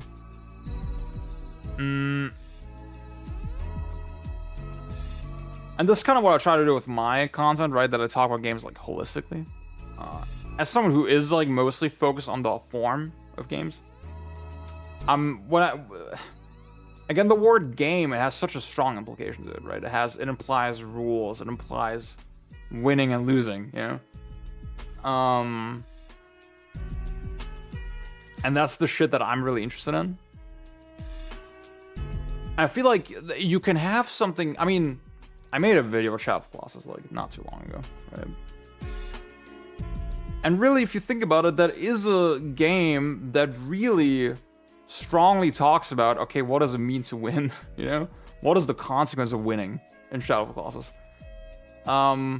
It is very game-like, you know, and they drew something very unique out of fusing the game's formal aspects with its meaning, right? And so the other angle, maybe this was the start of the conversation. See, I have a suspicion that maybe this is why people even talk about this in the first place. I think the Final Fantasy VII Remake series director was saying that streamers are kind of a problem. Yeah. Naoki Hamaguchi calls watching streamers a crisis for RPGs that don't offer enough. Oh wait, I didn't know the whole context. Okay, let's read this.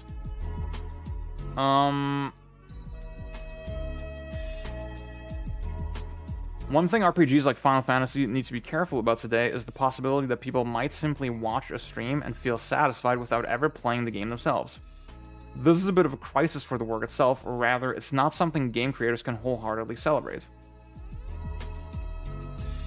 He isn't being dismissive of streaming. He says that if a game's experience is limited to progressing through a story, users may find it more enjoyable to simply watch their favorite influencers play them instead, ultimately affecting the game's reach. If people watch a stream and it makes them think, what would I do in that situation, or how would I experiment with that, then hopefully they'll be inspired to try it themselves. Now he has kind of the correct take at the end there, actually, but like, I think the FF7, or just Final Fantasy in general, RPGs in general, they're such a perfect symptom for the problem we're talking about, right? Where, the feature of a JRPG is that it's segmented, right? That's the defining feature of the genre, in my opinion. That, like, the combat and the world exploration and the story, they all take place in, like, separate universes. That can be, I think it's kind of a bad thing. You can think that's like a likable quality about those games. I don't like it, but that's personal preference. But I would argue that makes it much more natural to then treat those elements as separate and then latch onto one element much more strongly than the rest, you know? And I feel like we're just in a weird spot with game design where that is the normal way to design a game. That is the regular fucking way to design a game. To not think about these things as a cohesive unit.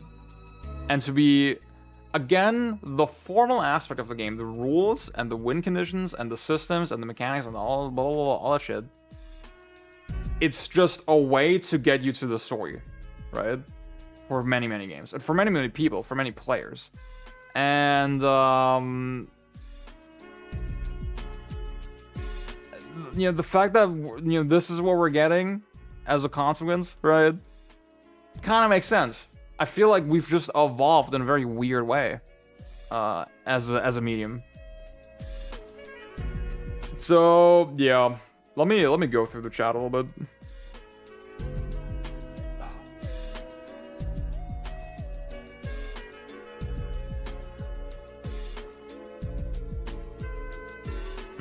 Horror in games needs needs interactivity. Saying it's supposed to be horror when you haven't even played it. Oh yeah, this is about the Resident Evil thing. I think if we're talking strictly in the context of Let's Plays, the Let's Player themselves probably plays a part in shaping the perception of the viewer regarding the game. I think a passionate personality will imprint a more positive view in the game. I also imagine it's possible that the person who argued with you on Resident Evil was repeating an opinion they heard in a Let's Play. Since that's a common complaint a lot of Resi old heads had.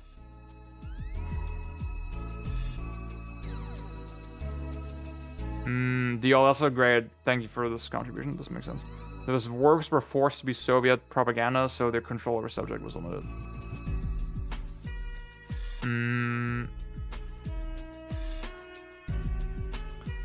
Stan... I don't know how to say the name. I'll read that too. I'll check that out.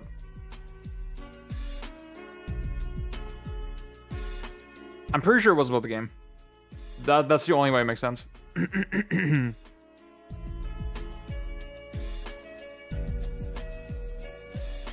Well, I mean, that's just a feature of games coverage, right? You just don't have time to develop a palette, you know? You don't have time to, like, actually to be interested in the fucking medium. So, people should like what they like and stop trying to justify it to people they don't know. Yeah, exactly.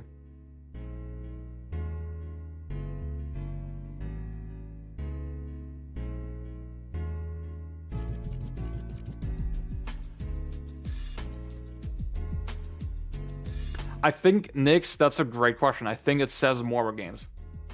I think it says more about the culture we've kind of nurtured, yeah.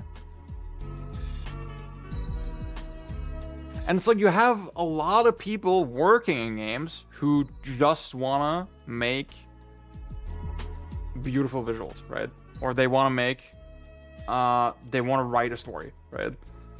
And I don't know, dude. Like,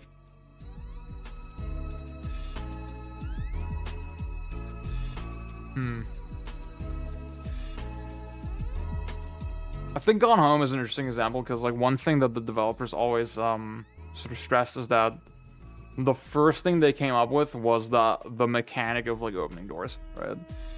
And on the one hand, you could say it's a little cynical that, like, okay, you could just slap any story onto that, and then you would have kind of the same game, right? But then it is sort of a classic game-ism where, okay, the story is the thing motivating you to do the thing, right? To do the action. And I just get the sense that, like, many developers think about it in the way of, like, okay, this is the story I want to tell. How do I get there? Yeah. How do I make gameplay that, like, passes the time in between?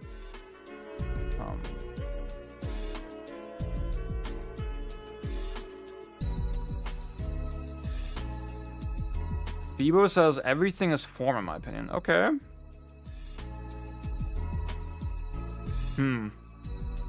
I kind of see what you mean, because, like, obviously, if you're, for example, if you're doing a cutscene in a game, right, you are ultimately still using the technology of the game to, like, make the cutscene, kind of. Even if you're, like, if it's like an FMV, right, you're like, well, okay, I have to film, I filmed the thing, I have my video, but then I have to put it in the game. You could be really strict like that, but I don't know if that's even a useful way to look at form. I don't know. Content is just the consume angle. Form can be new and fresh, but also very hostile to the player. The form lens gets us to the... Okay. What I think isn't being discussed is the aestheticization of function. Yeah, that's something I was hinting at a little bit, but there's one sort of very foundational article or essay in the realm of Russian formalism by Viktor Shklovsky, I think is his name. And he was making the strong argument that, like, okay, you use the form to elevate the aesthetic. Like, the aesthetic quality of a piece of art is, like, something that you just contemplate over and enjoy for its own sake. Without necessarily having, like, a meaning, you know?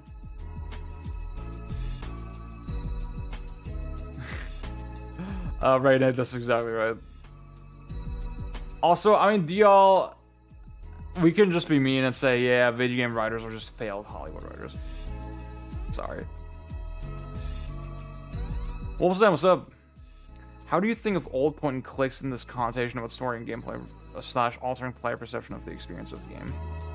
So I'm not a point and click fan. The thing is, I think point and clicks, they subvert a lot of, like,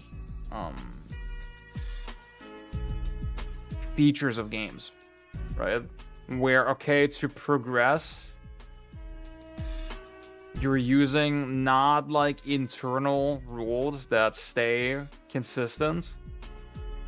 Instead, you're using, like, abstracted, like, real-world logic to solve puzzles that are always different.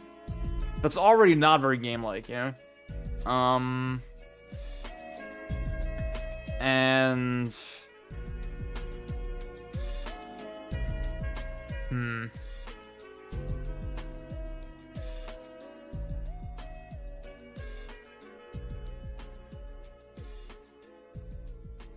See, the way I would characterize these point-and-click adventure games is that, okay, they provide motivation in the form of a story, and, like, interest and intrigue. And then they provide the, like, intellectual stimulation of, like, oh wow, I solved a puzzle, right? That's sort of the purpose of their construction. That's how they're made.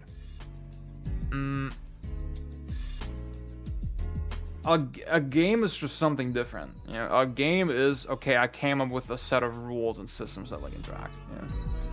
Yeah. So I don't know. I do also think it's kind of a it's a little harsh, but, like, it is kind of a perversion of the idea. Yeah. Ken Levine actually was a failed screamer. Yeah. Whoopsie. Fucking dude, I mean, everybody's like, oh my god, Red Dead Redemption 2 is, like, the greatest written game ever made. And fucking was it Sam or Dan Houser? I don't know which one, but he was on Lex Friedman the other day, and, like, that's how I learned, oh my god, he started with writing manuals for Rockstar on the PS1. I don't know, dude.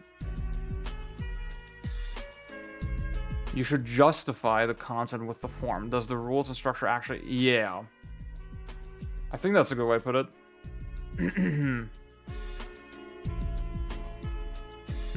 There's one game I really want to talk about, but, like, it's the game that my next video is about, so I'm not gonna do it. I don't want to spoil it.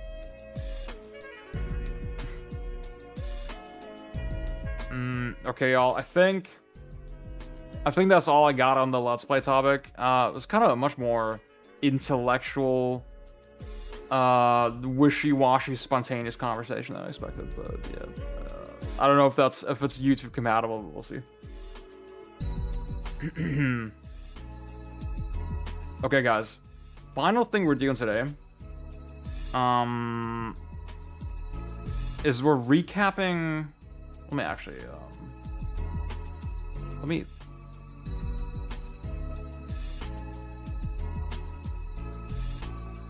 set up for a bit. Oh shit. Yeah, Dylan, I'm probably gonna upload it to YouTube.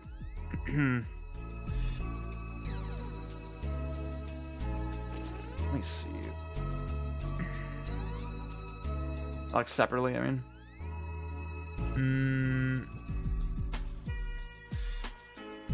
Let's see.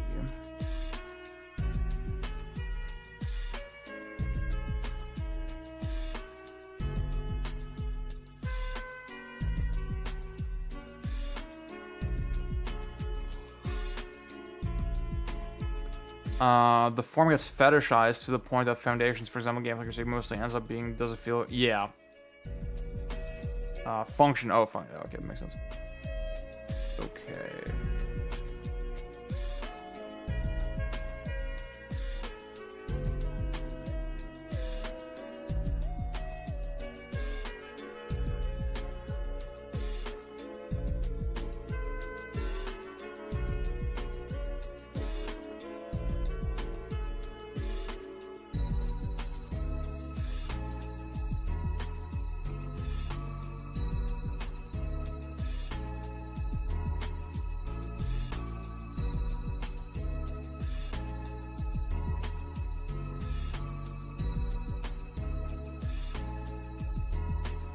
Okay,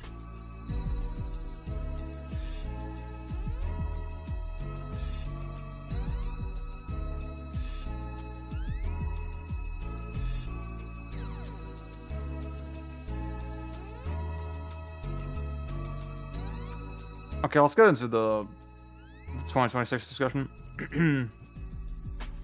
Hello, YouTube. Say hello, YouTube, in chat if you want to be in the video. So, we're almost halfway through the year, 2026. Who are some video game writers I really like? I'll answer that in a second. I'll get into that in a second.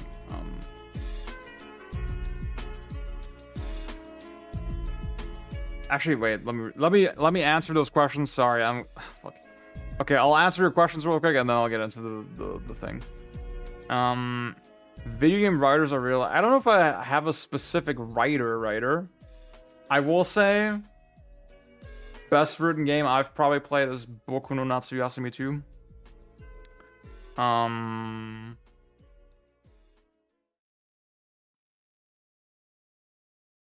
That's one that really, really fucking hit me and stuck with me. Yeah. I fear that so-called gameplay focused critique in the future will just be vibe code. Yeah. Okay, let me restart. So we're halfway through 2026, almost, very close to halfway. And I could say I finished 3 games from this year. There's another one that I also played. Now, this is all assuming that my backlog is not lying, that I didn't forget anything. But the 3 games that I finished this year were Resident Evil Requiem, Pragmata, and Mixtape. So kind of an eclectic mix. I've also played Caramel Action Micro. I'm a little surprised that this is not more popular on Backlogged. Seems very backlog coded. Obviously, tiny game from the legend Boghog indie dev. I talked to him. He's a great mind. Appreciate him. I'm not gonna lie, this is probably my favorite game that I played this year. And I'm not even close to like having nailed it or having like really made a dent in it. It's very, very hard. It's very, very hard. Now I still gotta do my Pragmata review. I'll actually do that for my show Backlog Battle. If you are a Twitch subscriber, YouTube member, or Ko-fi member, you can access my show Backlog Battle. It comes out every month. I review all the games that I cleared off my backlog in a given month. Please consider it. Thank you. And also, subscribe to Ziad Bruh, the main channel, if you haven't, and also subscribe to Ziad After Dark if you haven't. If you're watching this on YouTube, you're watching this on Ziad After Dark. And you may not be subscribed yet. Please subscribe. Thank you. So, I'll cover Pragmata this month. I already have a review up on Requiem. I won't relitigate that right now. But it's clear from the stuff that's come out, it's kind of a slow year. I've kind of perceived it as a slow year. There hasn't really been that much that caught my attention, to be honest with you. If we're looking at 2026 games on backlogs, like I didn't play Tomodachi Life. I was like sort of interested in it, but didn't really have the time to dedicate to it. 007 First Light seems very blah. Obviously, we're not talking about Forza because I'm boycotting Microsoft for their involvement with the Israeli military. Please read up on that. Please consider supporting Gaza and Lebanon. Mugenics wasn't really on my radar like that. I guess Pocobia was a big hit, but again, not really my thing. Honestly, Reanimal, I would maybe give a look. Because I do like my cinematic platformers here and there. Cairn. is one I should probably give another shot, but again, it was like, it just felt a little basic and a little slow and a little repetitive. Oh, you know what? I'm forgetting. Okay, again, there's like so many games where I was like vaguely interested in them from a surface level aesthetic sense, like Malice as well, and then they come out and it seems like, okay, there's really not much to them beyond that surface level appeal. 2XKO I quite liked, actually. I got into this year. But I just don't know if I have the time. If I have to pick a couple fighting games to really dig into.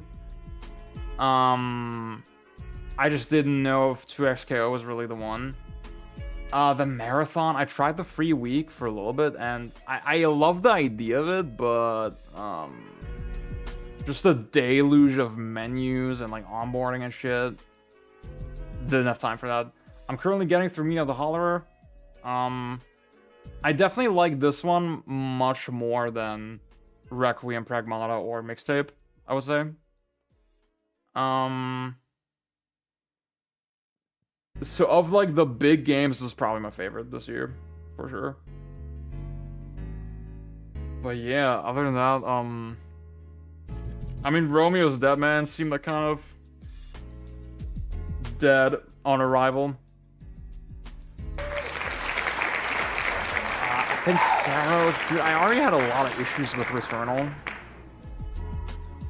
I don't know if I'll litigate that right now, but like, again, Saros was one where the conversation was very, I should maybe say in my bubble, PS5 is kind of dead. Like, people don't really talk about PS5 games or PS5 exclusives.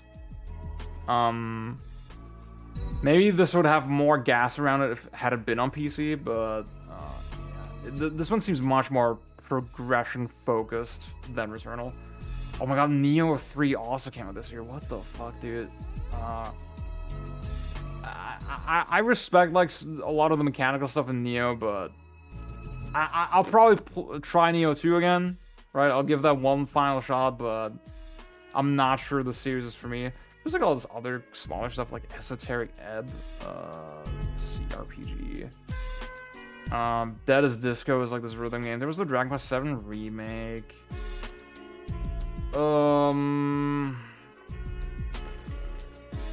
I hear Super Meat Boy 3D is like supposed to be kind of good. But I don't know.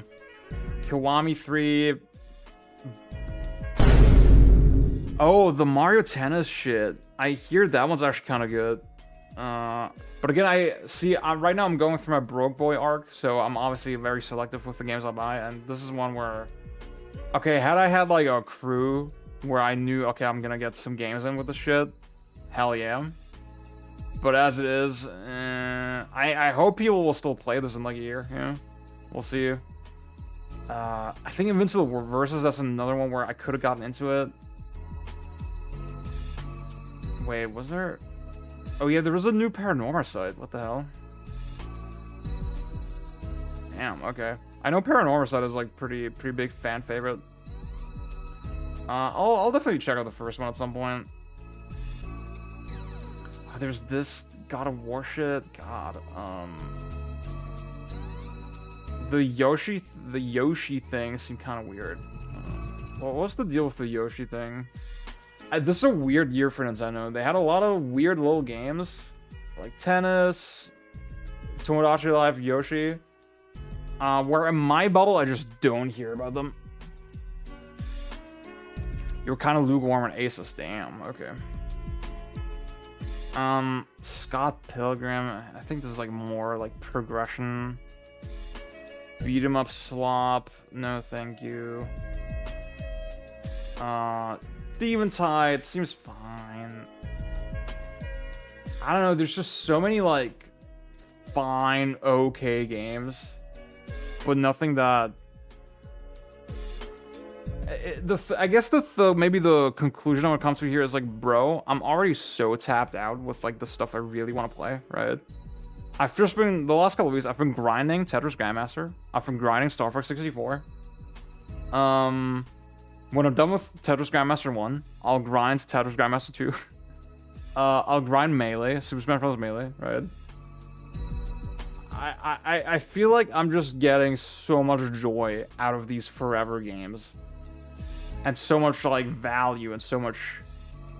we're already at the end, dude. It's, like, already dried up. Like, what is all this shit?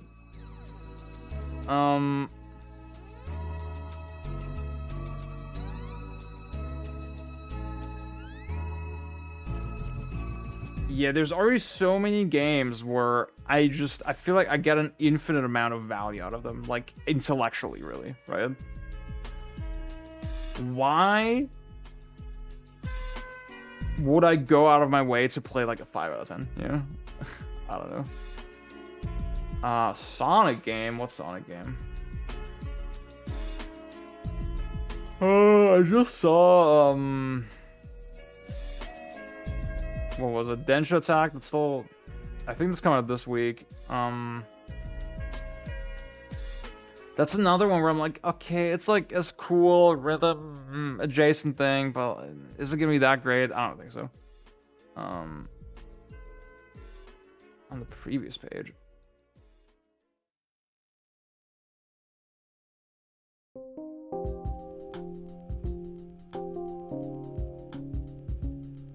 Oh, this one, Mega Mix Mania.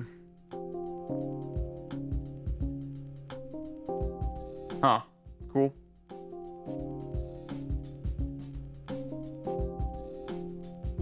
Wait, what? It was delayed? What the hell? Wasn't it just supposed to come out?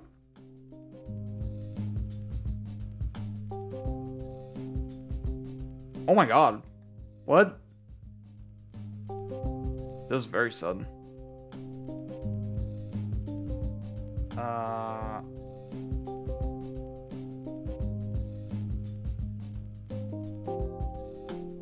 Okay, no, actually the delay is like 2 weeks ago already. Damn, okay. Yeah, I don't know. I mean, I asked on the Discord.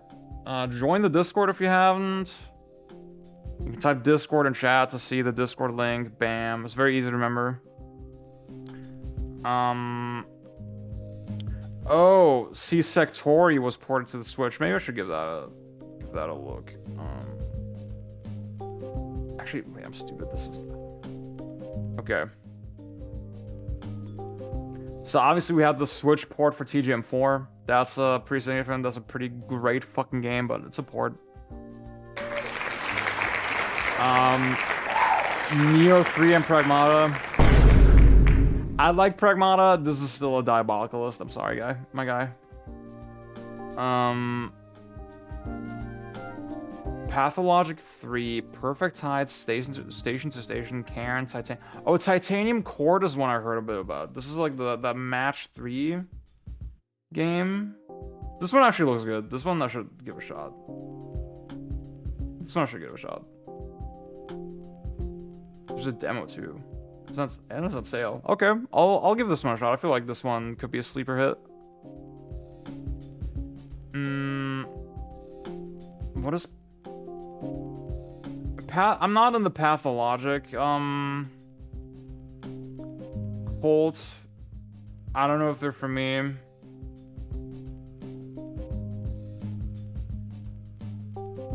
This is a narrative adventure game. Cool. Not really something I'm super crazy about. Luna Abyss.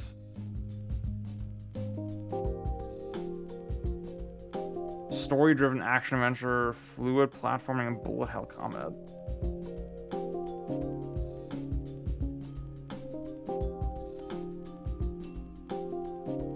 Oh, it's a first-person shooter. Okay. Why don't they just say that? I mean, this might be neat. I don't know. Sadly got disbanded. What the hell? Oh my god, dude. I mean, in terms of industry shit, it's been a terrible year. Oh, I've heard about... Oh, I saw Jack talk on this one. Yeah, okay. Is this a Metroid Brainium?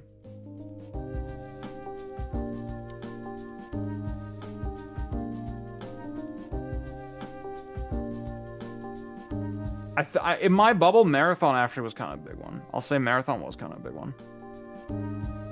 It's very similar to Animal Will. Okay. Among the best written games.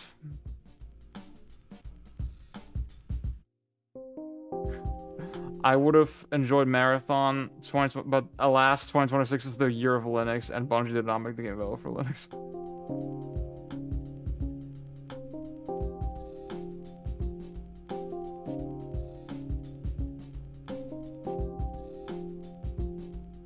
Derelict Star.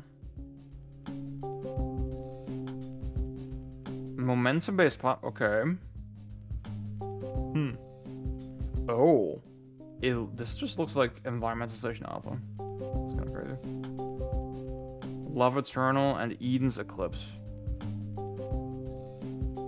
Psychological horror platformer. Oh, actually, oh yeah. I've seen people talk about this one. I kind of want to check this one out. This one's supposed to have like kind of crazy twists. Is what I heard. I'll give this one a look.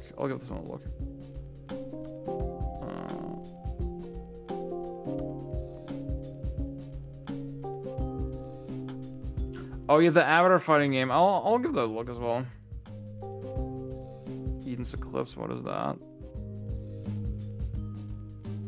Bullet Hell. Cool. Okay. Cool. This is a pretty good list right now. Thank you. Trails Beyond the Horizon, but to not sound like an absolute fucking dipshit, I just say Pocobia. Honorable mention to RE Requiem, since I'm the only person who enjoyed that game. Now, I will say I didn't hate Requiem. I thought it was fine. I do think it's... I think I mean, everybody knows the Leon shit is like the most fucking disappointing part. But even then, I don't think it's like that actively bad. Yeah. Yeah, that's 2026, dude. I don't know. How are we feeling on the year so far? I feel like the vibe is kind of mild. The vibe is kind of eh.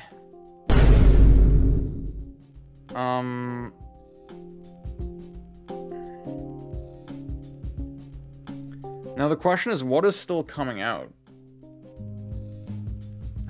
I got a Superstation. That's my 2026 review. So true. Yeah. I mean, I gave my spiel on Onimusha. That's looking pretty dicey. Star Fox remake is coming out, but I mean that's not that exciting. I'm not gonna lie. We still got the Ocarina remake, but like I don't know if that's that. I mean, I'm gonna play it just out of morbid curiosity, but obviously I'm gonna say GTA 6. I'm very interested to play it. I don't think it's coming out this year. I think there will be one more delay. I feel it in my gut. Everybody says I'm wrong. I've talked to like a couple of my like industry friends and shit. And they were like, nah, I think it's still coming out this year. No, I don't think so. I think it's getting delayed. I feel it in my gut. I feel it in my gut.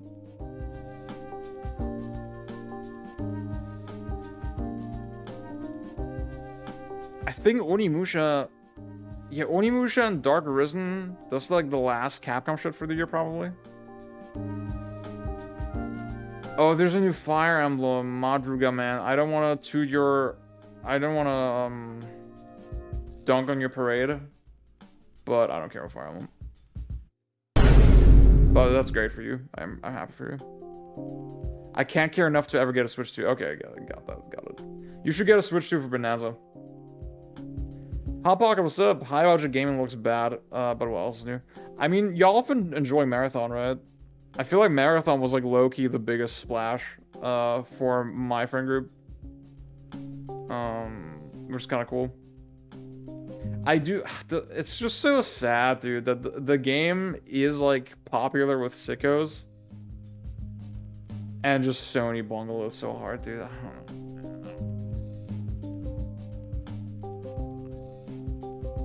What else is coming out? I mean, Boghog is releasing something soon. I don't think it's caramel action macro though. I think he wants to expand on caramel action micro.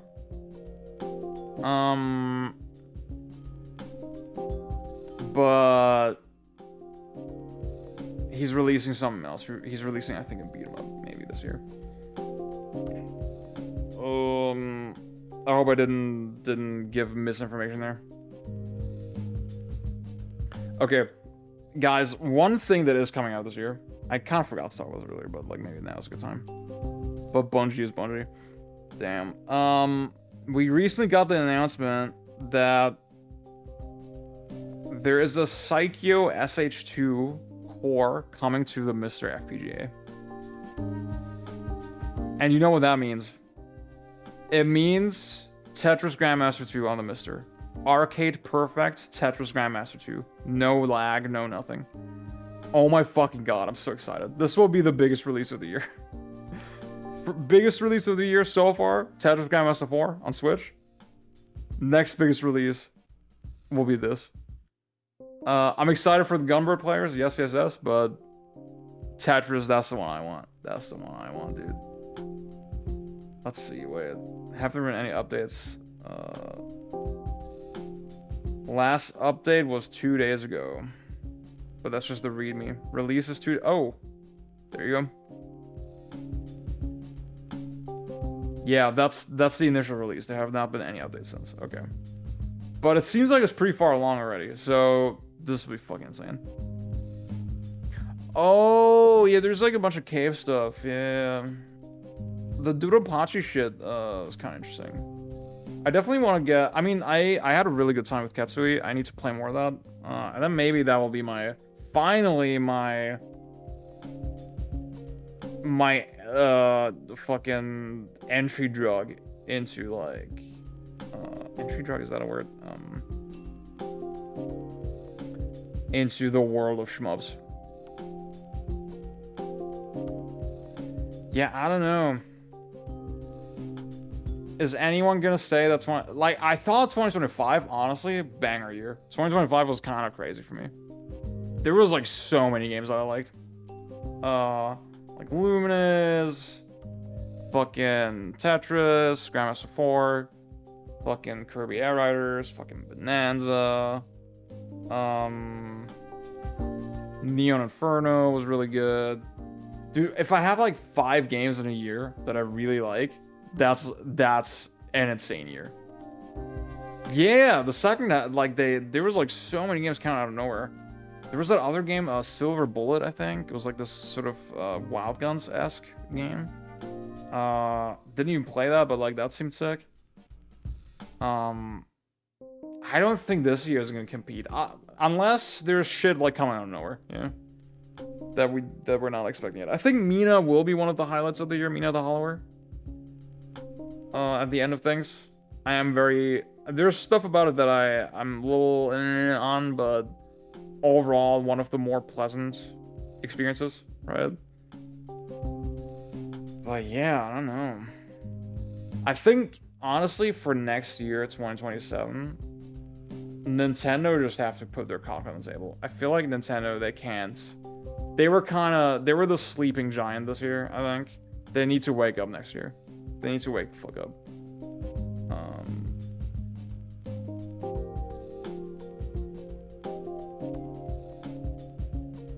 I'm feeling pretty confident that 3D Mario's next year.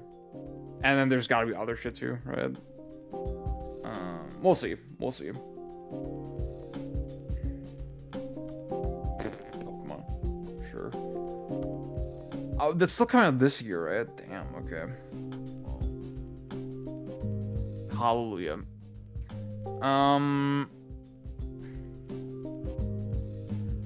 I guess, should I be surprised that nobody's saying any more games in chat?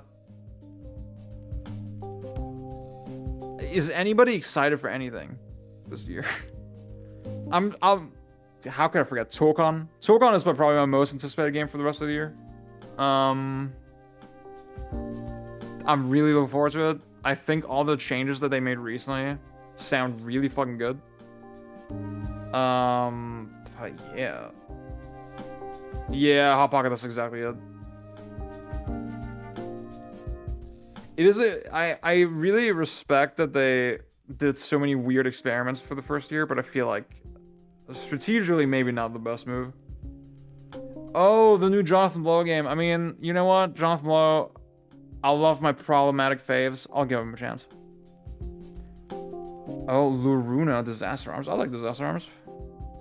Hyper Bum Buster. Okay, okay, now y'all are showing up with the games. Hyper Bum Buster. Yeah, I saw that one. That one looked really good.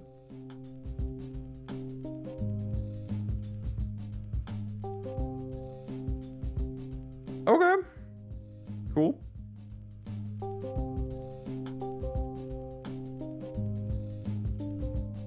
Kronos DLC, that's very funny.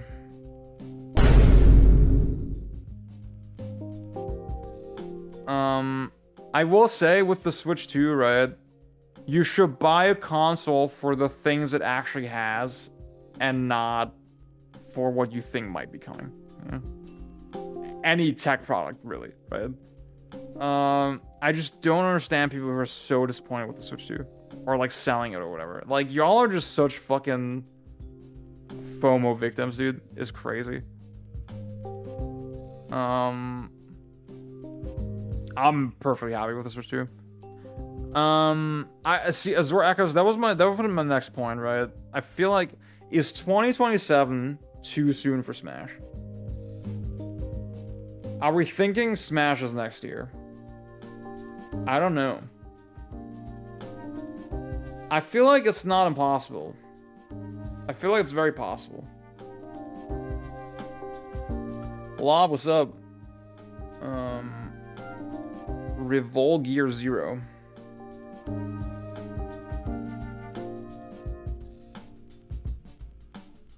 Okay, this looks cool. It's a side-scrolling shmup. Cool, cool. Some obstacles.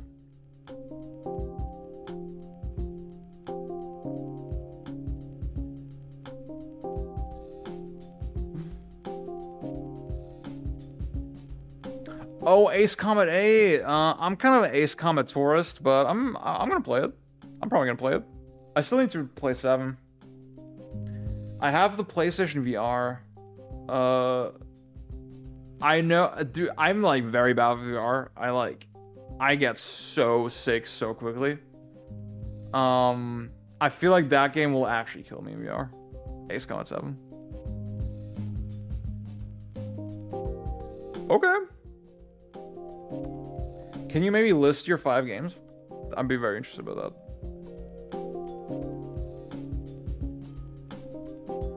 Oh my god. Let's think about, wait, so what was the gap between Brawl and Smash 4? That gap was like 6 years, I want to say. I think Brawl was 2008, Smash 4 was 2014, right? Probably closer to 7 years, because I think Brawl was like early 2008. I think the gap between 4 and Smash Ultimate was like not that regular, right? This is a pretty quick turnaround. Because they reused so much.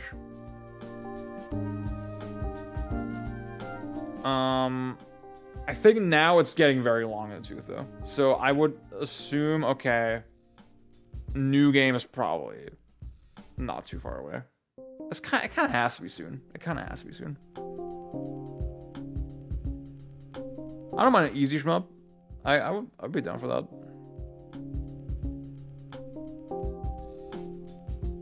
That's 2D only, brother. 2D supremacy. Okay, that seems about right then. Yeah, that seems about right then.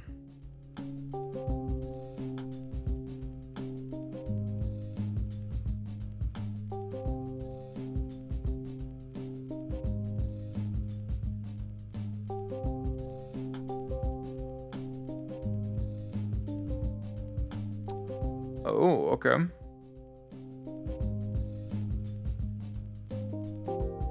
That's a cool list, Lanza. That's a cool list. Huh. Is it this one? No. There's no way this is that one. Can I sell you on Z Grader Plus? Oh.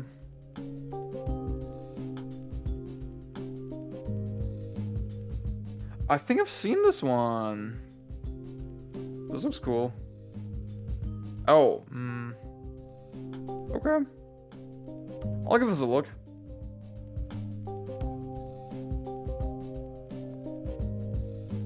But it's not out yet, right? There's a demo. Okay, cool, cool.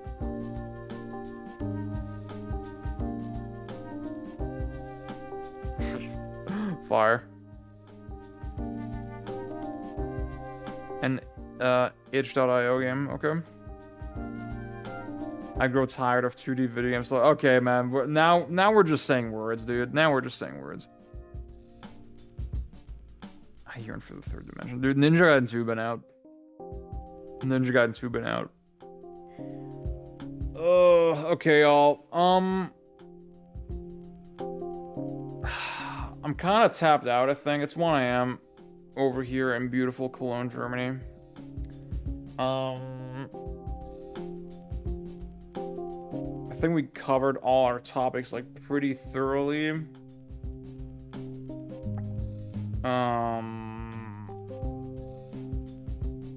Honestly, the 2026 halftime review was, like, kind of eh. I think everybody's feeling, like, kind of eh about it. I'll say real quick, I have Star Fox pre-ordered.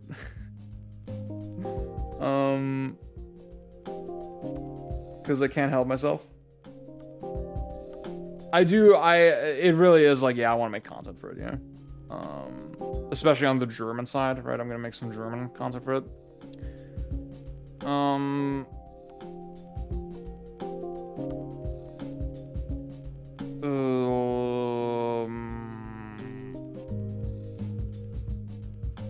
Now, if I'm lucky, I'll get it a couple days early again, just like Bonanza. We'll see. But then obviously I won't risk streaming it because I'm not gonna do that again. However, if I do get it early, then I'll already have like a full fucking playthrough under my belt. You know, I'll be ready to stream it like then and there. It'll be sick. Yeah. What else is on the docket? I was gonna play Punisher on Monday, like last Monday, but I didn't because I fell asleep.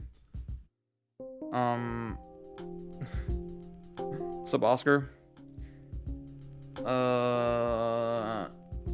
Maybe I'll play Punisher next week. Or I could do something wacky like Star Fox Assault. I don't know if that's desirable at all. We'll see. We'll see. Once I really figure out my job situation, I might have something soon on that. I may have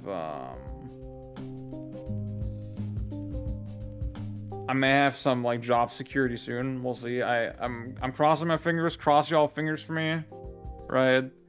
I don't want to jinx it, but I may have something soon that will give me some security, and then I kind of know where I'm going with content, and like I can get some structure back into my days. It's been kind of brutal, I'm not gonna lie.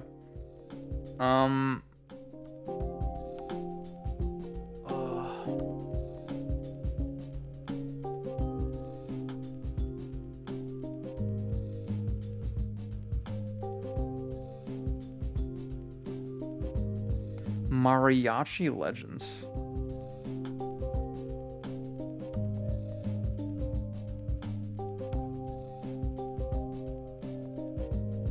This looks cool. Jack, I'm curious, like, what are the what do you like about 3D games? Like, what are you looking for in 3D games that you're not getting from 2D games?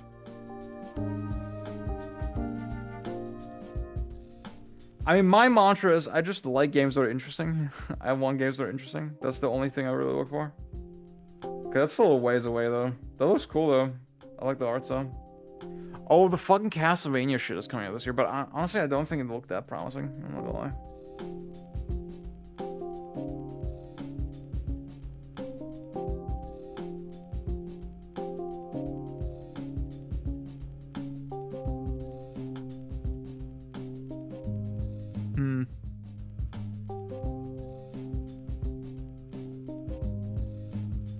Oh. Okay, I'm logging off soon. If you're not on the Discord yet, please join the Discord. And please suggest more topics and more games. I mean, Wednesday next time, I'll probably be streaming Star Fox. That's probably what we're doing. And then for Potential Man Monday, again, Punisher is the one I'm gravitating toward. I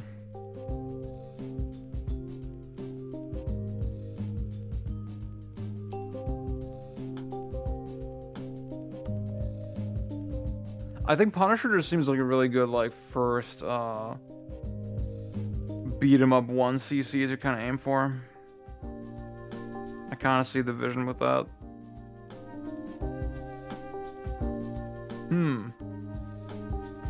Mysterious Murasama Castle, okay. Yeah, for those who don't know, Potential Man Monday, that's a segment where every Monday I stream a game for like a couple hours and determine its potential to be a favorite of mine, possibly, right? And you can suggest games for Monday. For every Monday, in this thread. You just post fucking Dog's Life, PS2, you hit new post, and then there you go. You're cooking.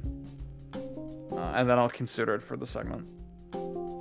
There's something very entertaining about objects existing and moving in 3D space and that having meaningful implications on my decisions and actions in the game. Thank you, Hot Pocket. Thank you so much.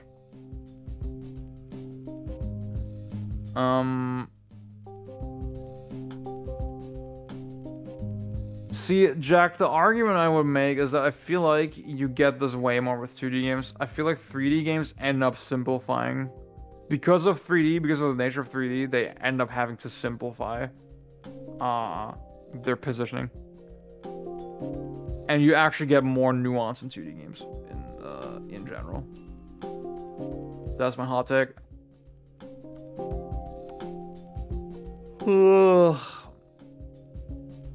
I don't know. See, I've said this a couple times to like Blockhog and Blader, where like I don't have that much investment in like the future of games.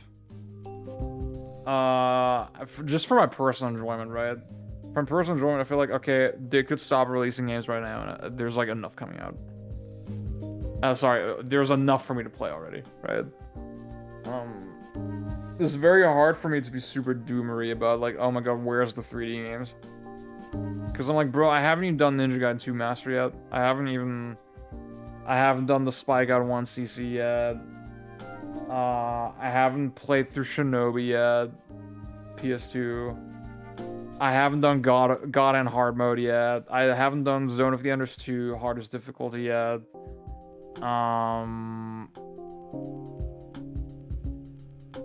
I haven't really gotten into Doom or Quake that much. There's just an infinite number of games, dude. Like, there's so much to play. I don't know. Okay, y'all. I'm tired. I'm gonna log off. I'm going back on Monday, probably with Punisher again. Consider suggesting more games for me to play. Maybe I'll do like Star Fox Assault or something funky. But I think Star Fox Assault would be like for the memes, you know. I don't think there's anything to be gained there. Okay. Bye bye y'all. Bye bye. I'm gonna work on videos.